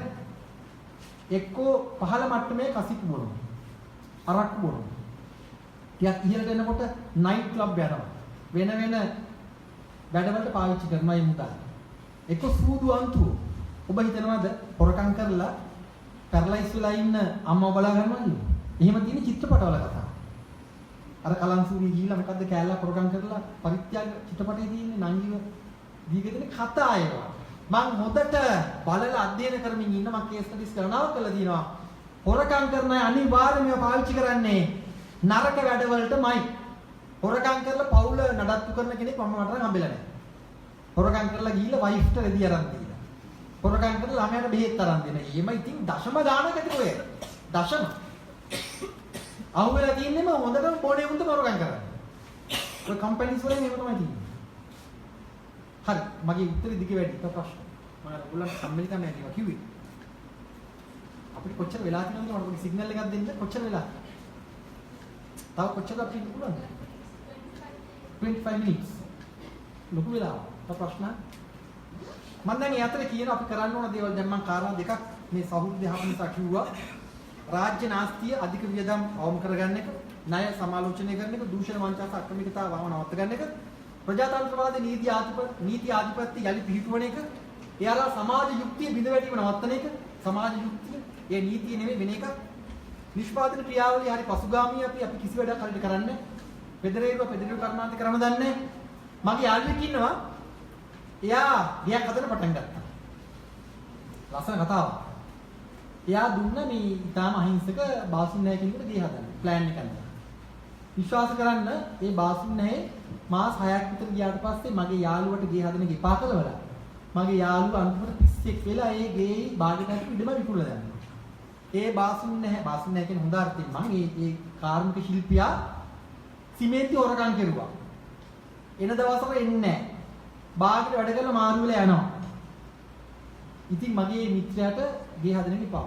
මෙන්න අපේ සාමාන්‍ය සුළු කාර්මිකයා කරන වැඩ. එතකොට අපි වැඩ කරන වෘත්ති මට්ටම හදාගන්න ඕනද නැද්ද? ඕන. We have to be professional. අපි වෘත්තිමය තත්ත්වයන් ගොඩනගන්න උත්සාහ කරන්නේ නැහැ. අපි මගේ ජනප්‍රිය කතාව තුන තරහින් මේ කිව්වට හැමදේම දන්නවා. දන්නේ නැත්තේ මොකද්ද? Taman ඇත්තටම කරන්න ඕනේ. දැන් ගුරුවරයා අනිත් ඔක්කොම දන්නවා. කොටස් වෙනකොට ගැන දන්නවා, දූෂණ වංචා ගැන දන්නවා, දේශපාලනය කරනවා. දන්නේ නැත්තේ මොකක්ද? බෙහෙත් දෙන්නත් දන්නවා. ගුරු වෘත්තිය දන්නවා. ඒ ගැන උනන්දුවක්. වෛද්‍යවරයා කොහොමද දන්නවා සංගීතය හදාරනවා, උඩරට නර්තනය කරනවා, ಭಾರತ සංගීතය ඔක්කොම දන්නේ නැතිව ඖෂධ වේදේ. අපේ රටේ ප්‍රශ්නයක් මේක හොයලා බලන්න. නීතිඥයෝ ඔක්කොම දේවල් දන්නවා. දන්නේ නැති නීතිඥයෝ ටික ප්‍රගුණ කරන්නේ, ආදාරන්නේ, කියවන්නේ. මට වෘත්තිකයෝ ඉතාම අපලොස්සයි හම්බෙලා තියෙන තමන්ගේ විෂය ආදාරන. ඉතාම අපලොස්සයි. සාමාන්‍යයෙන් විශ්වවිද්‍යාලයෙන් එළියට ගිහිල්ලා ඕගොල්ලත් එක කරයි ප්‍රොෆයිල් එකක් වෙනවා. ප්‍රොෆයිල් එකක් වෙනවා කියන්නේ දැන් ડોක්ටරේට් එකක් එහෙම ගත්තාම ඉවරයි ඔක්කොම. I am Dr. so and so පොතක්වත් බලන්නේ නැහැ, කීලි වහන්නෙත් නැහැ, සාකච්ඡා මුකුත් නැහැ. ඊට පස්සේ ප්‍රොෆයිල් එකක් තියෙනවා. ඊට පස්සේ සල්ලිත් හොයන්න මගේ පොඩි ඇම්මක් වගේ આવොත් ඉවරම තමයි. ඊට පස්සේ ඉතිරිලා ඒගොල්ලෝ නැති වෙලා රටත් නැති වෙනවා. කල්පනා කරලා බලන්න අපි කොහොමද වෘත්ති තත්ත්වයන් ගොඩනගා ගන්නේ. එතකොට මේ අතරම වේගෙන් කියන් යනවා කරන්න ඕන වැඩ දැන් කවුරු අහන නිසාම ලංකාවේ ඖෂධ මාෆියාවක් තිබෙනවා. ඊට උත්තර හොයා ගන්න ඕනේ. පාරම්පරික වෙදකම, සාම්ප්‍රදායික වෙදකම මේ සියල්ල එකට එකතු කරලා ලංකාවට අනන්‍ය සෞඛ්‍ය සේවාව ගොඩනගා ගන්න ඕනේ. ඒකට අපි දැන් මුල් ගලා තියලා තියෙනවා. නමුත් අපි යන්නේ වැරදි පාරකට. කෘෂි ත්‍රස්තවාදයක් ක්‍රියාත්මකයි. බීජ රසායනික මේවා අතහැරලා අලුතෙන් ලංකාවට අනන්‍ය පැරණි ක්‍රමත් මුහු කරගත්ත පර්යේෂණ පැවැත්වෙන්න ඕනි. රජරට ඌවෙල්ලස්ස පේරාදෙණිය ඒ සියලු විශ්වවිද්‍යාල එකතු වෙලා ඒවට අවශ්‍ය පර්යේෂණ කටයුතු කරන්න පුරෝගාමී මෙහෙවරක් කරන්න ඕනේ. ඒක මේ දැනුත් කරන්න පුළුවන්. එතකොට ජාතිවාදී වර්ගවාදී වගේ ගැටුම් ඒවා පස්සේ දුවන්නේ නැතුව ඒවත් එක්ක රට විනාශ කරන්නේ නැතුව ඊට වඩා වෙනස් විදිහට ලෝකෙ දිහා බලන්න ඕන. මේ පවතින 78 විවස්ථාවෙන් අපිට හැමදේම කරන්න පුළුවන්. විවස්ථා වෙනස් කරන ප්‍රජාතන්ත්‍රවාදී කතිකාව ඇත්ත එකක් නෙවෙයි. ඊට විරුද්ධ වෙන එකත් ඇත්ත එකක් නෙවෙයි. මම නැවත කියනවා. එතකොට වෘත්තිමය ආකල්ප දින වෙනස් කරගන්න අපි. අපි කැමති නැහැ සමහර රස්සා කරන්න. ලංකාව තමයි එකම රට මස් කනවා මාළු කනවා මේ කර්මාන්ත වලට ගරහන. මම ජනප්‍රිය ධාරාවේ වැඩසටහන මේ කියනවා. මස් කනවා. හැබැයි කවදාවත් සත්ව පාලනය පිළිගන්නේ නැහැ. ඔවුන්ට කියන්නේ සත්ව ඝාතකයෝ කියන්නේ. මස් කඩගිලා අපි කියන්නේ කර්මාන්තකාරයෝ ළඟටවත් අපි ගන්නෑ. හැබැයි හැම කෑම මේසෙකම මස් තියෙනවා. දීවර කර්මාන්තයේ ඇයි එක ආගමකට එක බෙල්ට් එකකට ගිහිල්ලා තියෙන්නේ. බලන්න ලංකාවේ සිංහල බෞද්ධ අය කට්ටිය ඉන්නේ මේක ආගම අර්ථයෙන් ගන්න එපා. ගොවිතැනක් තියෙනවා. මූදේන අය රෝමානු කතෝලික බෙල්ට් එකක. සත්තු මරණ අය ඉස්ලාමික ආගමත් සම්බන්ධ තවත් අයට සම්බන්ධ වෙලා තියෙනවා. ඇයි මේ? කොහොමද ඒක වෙන්නේ? අපි ඔක්කොම මස් කනවා, ඔක්කොම මාළු කනවා. සත්තු මරණ එක වෙන අයට වාර දෙනවා. This is not professional but religious. එහෙම බෑ. වෙන රටවල මේක නෑ. දැන් ඇමරිකාවේ ඉන්න මිනිස්සු වෙන සීල් වැරදි කරන අතර ඔක්කොම සත්තු හදලා ඔක්කොම සත්තු මරලා ඔක්කොම සත්තු කනවා. මේක සතා මරණ එක්කින අපායට යන්න ඕනි. කණ එක්කින දිව්‍ය ලෝකයට යන්න ඕනි. එහෙම බෑනේ. එහෙම කොහොමද? එහෙම බෑ. ඒතකොට අපිට කර්මාන්තකරණය පිළිබඳ සාකච්ඡාවක් නෑ. ජනමාධ්‍ය සහ විශ්වවිද්‍යාල අතර විශාල සංවාදයක් ගොඩනගෙන්න ඕන. ජනමාධ්‍ය දැන් රේටින් කියලා මිත්‍යාවක් පස්සේ යනවා. හොඳ වැඩසටහන් නිෂ්පාදනය අඩාල වෙලා තියෙනවා. ටෙලිනාට්‍ය කියන්නේ ඉන්දියාවෙන් දකුණු කොරියාවෙන් කසිකබල් ටෙලිනාට්‍ය. ඒවා එන්නේ සයිකොලොජිකල් ඔපරේෂන්ස් හැටියට. ඒගොල්ලන්ගේ වෙළඳාමේ කොටස් හැටියට ඒවා එන්නේ. අපි අයිඩියොලොජික හදනවා හිතන්න. අපි හින්දි සින්දු වලට ආසයි මෙතනින් ඔක්කොම හින්දි සින්දු වලට ආසයි. නේ? We love Hindi songs. Films as well. මොකද උනේ? ලංකාවේ හැම පාරකම තියෙන ඉන්දියාවේ බහන් නෙවෙයි. අපි පාවිච්චි කරන ලේන්ස්වත් කියන ඉන්දියාවේ. පත්තර කොළ යකඩ ඉන්දියාවේ. අපිට ඉන්දියානු සිනමාව පෙන්නලා පිටකොටුවම ඒගොල්ලෝ මිලදී ගත්තා. අපි හින්දි සින්දු අහනකොට අපි කන සියල්ල ඒගොල්ලෝ අපිට දුන්නා. අනේ අපි ඉතින් ආසයි. එහෙමනේ මගේ යාළුවෙක් කියන මොකක් හරි කොහොම යා කියන්නේ නැහි. එහෙම කියන්නේ මම කියන තුන් කියලා. ඒගොල්ලෝ හරි ආසයි එකට. අපි විඳිනවා. අනේ අපිට කවන්නේ ඒගොල්ලන්ගේ කෑම. මේ වෙලාවේ ලංකාවේ දැවැන්ත ව්‍යසනයක් සිද්ධ වෙනවා. මතක තියාගන්න සමාජ මාධ්‍ය හරහා සෝෂල් මීඩියා හරහා ඔක්කොම එකතු වෙලා මේකට හොඳ නියාමනයක් හැඩයක් කරන් දෙන්න මේක ආණ්ඩුවෙන් කරන්න බෑ. සමාජ මාධ්‍ය වල දැන් අමුවේ කුණුහරුප ලියනවා. කුණුහරුප කියන්නේ මොනවද? ලෝකේ පුරාම විවිධ භාෂාවන්ගෙන් කුණුහරුප කියන්නේ ලිංගේන්ද්‍රියන්ගේ නම් එක්කෝ ඒ ක්‍රියාවන්ට අදාළ නම් මානසික රෝගයක් නෙමෙයි. අපි ඇඳගෙන ඉන්නේ ඇඳුම් වලට යටින් තියෙන ඔය නම් කියන්නේ කේන්ති ගිහිල්ලා. ඒ කියන්නේ අපේ මානසික ප්‍රශ්නයක් තියෙනවා. මේක විවිධ භාෂාවන්ගෙන් කරන ඉතිහාසය පුරා. කුණුහරුප කියනවා කියන්නේ සාමාන්‍ය භාෂාව ඉවර වෙලා. තමන් ශිෂ්ටත්වය ඉවර වෙලා. හිතීමේ සීමාව ඉවර වෙලා. තමයි කුණුහරුප කියන්නේ. අන්තර්ජාලයේ දිනන කුණුහරුප. ඒව නිකන් දැන් සාමාන්‍ය වෙලා. ඇමරිකානු බ්ලොගර් කෙනෙක් ඉන්න මට යාගේ නම මතක නෑ කුණුහරුපෙන් තමයි යාගේ සමහරව කියනවා it's a new trend. අලුත් ට්‍රෙන්ඩ් එකක් නේ. ගියා කුණුහරුප කියනවා. ඩොනල්ඩ් ට්‍රම්ප් කුණුහරුපෙන් බයිනවා. ඉතින් මිනිස්සු ඒකට හායි ඒව කියනවා ඉතින්. ඉතින් දැන් ඔබ හිතන්නේ මේක ට්‍රෙන්ඩ් එකක් කියලා මානසික රෝගයක්. දැන් කවුරු හරි කුණුහරුප කියනවනම් මං කියන්නේ එයා පෙන්නන වෛද්‍යවරයෙකු. ලෙඩක්. එතකොට දැන් මේ සමාජ මාධ්‍ය පිළිබඳ විශාල මැදිහත් වීමක් ඔබෙන් අවශ්‍යයි. සංවර්ධනයේට පෙරගමන් කරගන්න පුළුවන්. එතකොට විදේශ ප්‍රතිපත්ති පිළිබඳ විශාල සංවාදයක් අපිට ඕනේ. සංචාර ව්‍යාපාරයේ ආයල යන ගතියක් තියෙනවා. දැන් අලුත්ම තත්ත්වය තමයි ගෙවල් වලට අර හෝම් එක්ස්පීරියන්ස් එක ගන්න සංචාරකයන් නවත්තන්න පුළුවන්ද කියලා පොඩි පෙළඹවීමක් තියෙන හොඳයි මේක. ඒ කියන්නේ ගෙවල් වලට ඇවිල්ලා නිකන් නවතින එක මේක විශාල සමාජ ඛේදවාචකයක් බවට පත් වෙනවා. මේක ඉක්කඩු පැති තියෙනවා දැන්. නිල නොවන මට්ටමේ. එතකොට මේ එන්කරේජ් කරන්න ඕන දේවල් නෙවෙයි. එතකොට දැවැන්ත ප්‍රශ්නයක් මෙහරා එන්න පුළුවන්. ඒක අපිට සාකච්ඡා කරන්න තියෙනවා. ඊටාම ලාභ ලිංගික වෙළඳපොළක් හැදෙමින් තිබෙනවා. බලන්න ඉන්දියාවේ කතාවල මොනවද කතා කරන්නේ? ඉස්සර ඉන්දියාවේ කතාවල පවුල් තිබුණේ. ආච්චි සීයා මාමා පවුල්. දැන් සීයාට හරි බයයි එක්ක සීයා රවුල කරකලා පයිප් එකක් බොනවා. දැන් කතාවේ තියෙන්නේ නිකන් වෙන ඒවා. නිකන් ආච්චිට පිස්සු වැදිලා ආච්චිට යකෙක් වැහිලා. එතකොට ගෙදර මේ බෑනයි වැඩ කරන එක්කිනා යාළුවෝ ඒ දින ළමෙක් හම්බ වෙලා ආච්චිව පිළිගන්න. ඒ කියන්නේ ඒ බලන් ගියාම නිකන් මම දවසක් බලන් ගියාම පොඩ්ඩක් මඤ්ඤම් වෙනවා. ඉතින් ඒතකොට ඔබ හිතනවාද මේ හොඳ මාධ්‍යම දිහත් තුමක් මේ ගහන්නේ ලංකාවේ පවුලට මතක තියාගන්න. පවුලට ගහනවා. ආදරයට ගහනවා. ගහලා ලිංගිකත්වය ප්‍රොමෝට් කරනවා. ආදරය වෙනුවට ප්‍රාථමික ලිංගිකත්වය ප්‍රොමෝට් කරාම අපේ Wi-Fi වෙළඳාම වැඩි වෙනවා.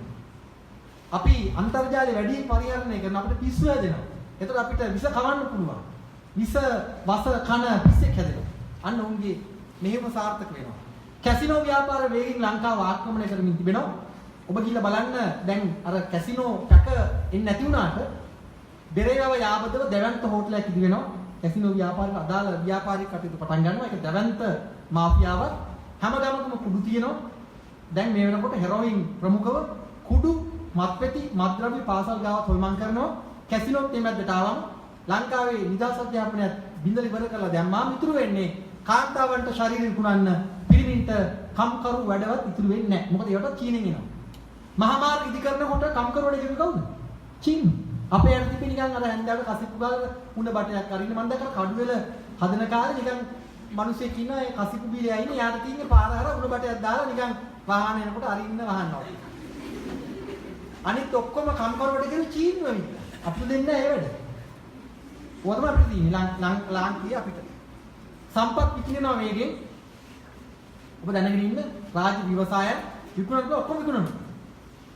මම සම්බන්ධ වෙලා හිටියා එක්තරා මාධ්‍ය සහ මානව සම්බන්ධතා ක්‍රියාවලියකට බෝවල පතලට අන්තර්ජාලය ඇති මම කරපු වැඩසටහන මම මේ තැන්වලදී මේක කිව්වා. දැන් ඊට අමතරව කහට ගහ පතලත් විකුණන්න හදනවා. ඒක මිලදී ගන්න තී ජර්මන් සමාගම චන්ද්‍රිකා බණ්ඩාරනායක කුමාරතුංගගේ ආණ්ඩුව බෝගල පතල වික්කා. දැන් මේ ආණ්ඩුව යටතේ මේ කහට ගහ පතල විකිනෙනවා. පතල් විකුණනවා කියන්නේ මොකද? මිහිතුලට ගිහිල්ලා අපේ කම්කරුවෝ අපේ ශිල්පීන් මොරටු විශ්වවිද්‍යාලයේ අපේ ඉංජිනේරුවෝ මිනිරන් හාරලා පැකට් කරලා බෑග්ස් වල දාලා ජර්මනියට දෙනවා. ඒගොල්ලෝ අපිට පොඩි ගාණක් දෙනවා ඉඳලා. අපි එකකින් පඩි අරගෙන ඉතින් තියෙන කට්ටිය ළමයි පිටරට යවලා ෆන් එකේ ඉන්නවා අනිත් අයට සාමාන්‍ය ජීවිත. අපිට ඉතුරු වෙන්නේ මොනවද? පතල් දෝනා ටිකක් විතරයි. මොකද්ද සංවර්ධනය? අපි දැන් මේ සංවර්ධනයේට උත්තර හොයාගෙන තියෙනවා. Is this development? මම කියන්නේ ඒකනම් සංවර්ධනය. If it is development, this country should not be developed. Let it be so. මිය මින්නවා. මම උදේහවහා කියනවා දෙයියන්ට නෙවෙයි මටම කියා ගන්නවා. අනේ උතුරෙන් නැගෙනහිරින් තෙල් මතු නොවේවා. තෙල් දැන් පරිශන කරන කැණින් කෙරුවොත් නිකන් හරි කනිජ තෙල් මතු වුණොත් මේ ඉන්න පිස්සන්ගේ හැටියට මොනව වෙයිද හිතන්නේ? මට හිතා ගන්න බැහැ ලංකාවට වෙන්නේ යන දේ හැමුණොත් එහෙම. වෙලාවට තාම නෑ. හැබැයි මතුවිලා හංගන් ඉන්නවත් දන්නේ නෑ. තාම දන්නේ නෑ. එතකොට මිනින්දෝරු ව්‍යාපෘතිය ක්‍රියාත්මක වෙන ඔබ දකින්න ඇති අන්තර්ජාලය මම මේ ගැන සෑහෙන මැදිහත්වීමක් කරුවා. ලංකාවේ සියලු ඉඩම් යලි මනින්න කැබිනට් පත්‍රිකාවක් දාලා තියෙනවා. සියලු ඉඩම් රාජ්‍ය සහ රාජ්‍ය නොවන සියලු ඉඩම් ඉගල ඉඩම් ඇමරිකානු සමාගමකට බාර දීලා තියෙන මේ කොන්ත්‍රාත්තුව නූතන තාක්ෂණය පාවිච්චි කරලා සියලු ඉඩම් මැනලා අයිතිකාරයාගේ මේ ඇහි කළු ඉංග්‍රීසියාවේ ස්කෑන් ෆොටෝ එකක් ගන්නවා. නූතන ඩේටාබේස් එකක් හැදෙනවා. ඒ ඩේටාබේස් එකේ තියෙන ඇමරිකාවේ.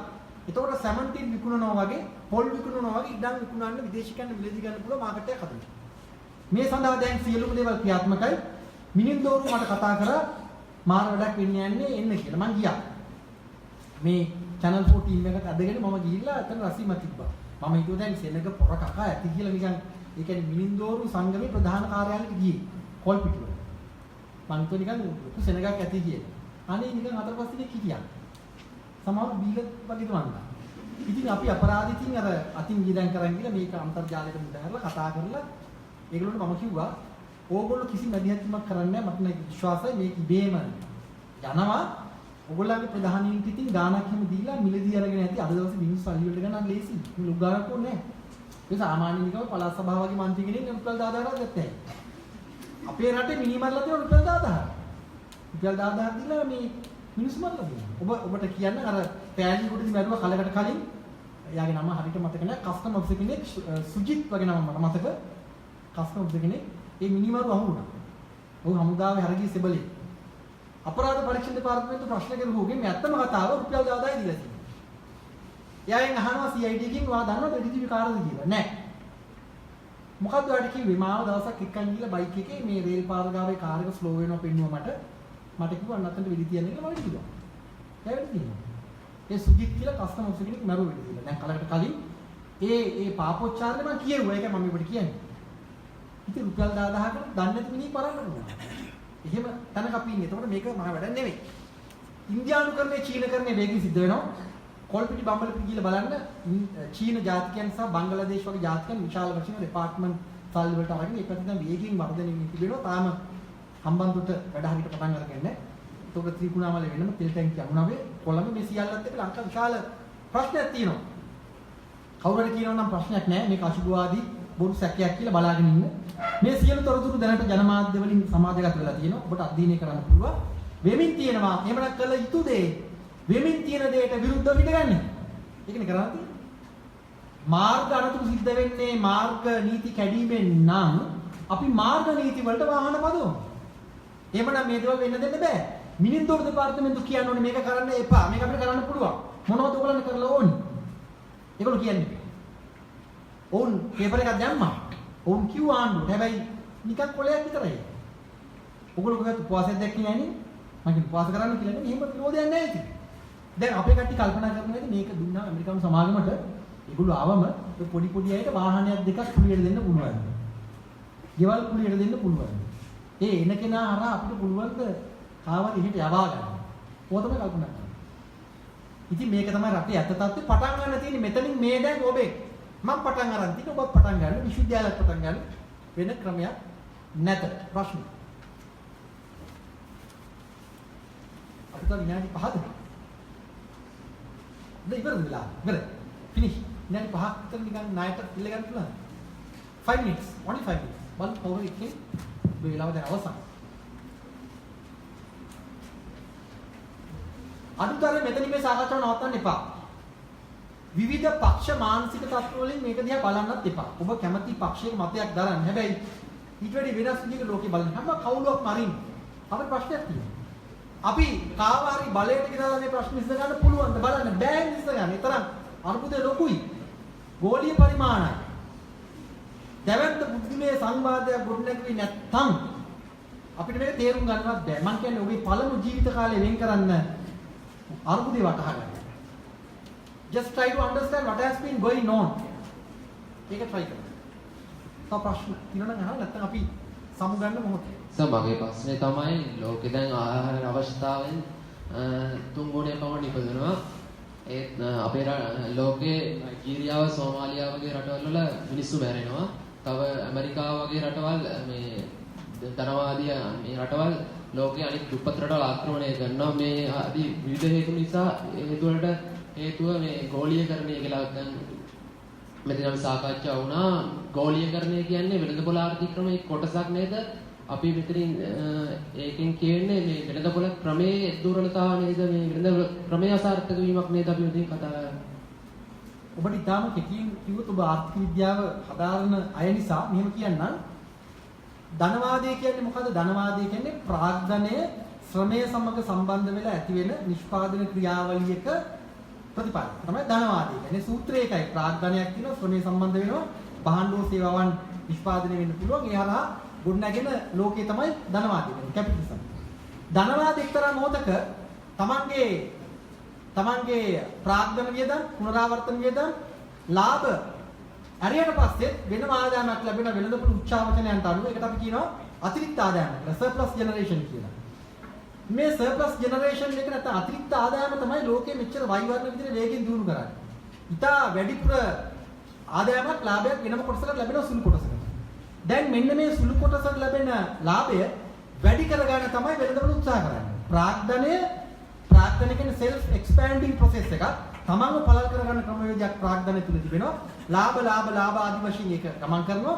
එතකොට ඒ අනුව ප්‍රාග්ධනයේ ගෝලයේ පුරා පැතිරලා තිබෙනවා. දේශ සීමාවන් කඩාගෙන ගිහිල්ලා දැන් වෙලා තියෙන්නේ මේ ධනය ප්‍රාග්ධනයේ හිමි කුඩා කණ්ඩායමක් ලෝකෙ මෙහෙවන්න පටන් ගන්න තියෙනවා.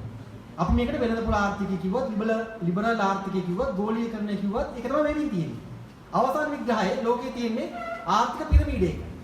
උඩ ඉන්නවා ප්‍රාග්ධන හිමිකාරීත්වය, යට පාදමේ ඉන්නවා දෑත දෙපා විතරක් තියෙන, ශ්‍රමයේ පමණක් තියෙන, බුද්ධි පමණක් තියෙන විශාල ජනකායක්. එතකොට මේ පිරමීඩය එන්න ලොකු වෙනවා. මේක වෙනස් කරන්න පුළුවන් එකම ක්‍රමය තමයි ලෝකෙම එකතු වෙලා කල්පනා කරන්න ඕනි ජීවිතය anu කුමක්ද? What is life? සමාජ වටිනාකම් පිළිබඳ ඓතිහාසික බුද්ධිමය කතිකාව ගොඩගත්තේ නැත්නම් මේ වෙළඳ පොළට මොන නම දැම්මත් කාටවත් දිනන්න බෑ. මේක තමයි සරල උත්තරේ. ප්‍රශ්න. අපේ විලාම මම හිතන්නේ ඉවරයි කියලා මට හිතෙනවා. තවත් නේ? ඉවරයි කියලා. right. මොනවද කියනවද? ආතාවගේ අහන්න. ඔයගොල්ලන් හිතේ ප්‍රශ්න තියෙනවා නම් පස්සේ හරි ඒවා අපි කතා කරමු දවසක. ඒ බලාපොරොත්තුවත් මගේ හිතේ තියෙනවා. දැන් කතා කරන්න පටන් ගත්ත නිසා අපි සමුගමු දෙහෙනම්. අවසාන වශයෙන් මට ඔබට කියන්න තියෙන්නේ මේ අවස්ථාව ඉතාම හොඳ අවස්ථාවක්, ඓතිහාසික අවස්ථාවක්. ඔබ මේ අවස්ථාව මෙතනින් අතාරින්න එපා. මෙතනින් පටන් අරගෙන සංවාදයේ ඉස්සරහට ගොඩනගාගෙන යන්න. ඒවට බොහෝ අය ඔබට එකතු වෙයි. ඔබේ නංගිලා මාලිලාට ඉදිරි පරම්පරාවට මේ කතාව කියන්න. ඔවුන් මේ සංවාදයට පොළඹවන්න. මෙතනින් එහාට අපිට එක අඩියක්වත් තියන්න බෑ. සමාජ වටිනාකම් සමග නූතන ලෝකයක් ගොඩනගන්න අපේ දැනුම පාවිච්චි කරුවේ නැත්තම් ඔබට ජය.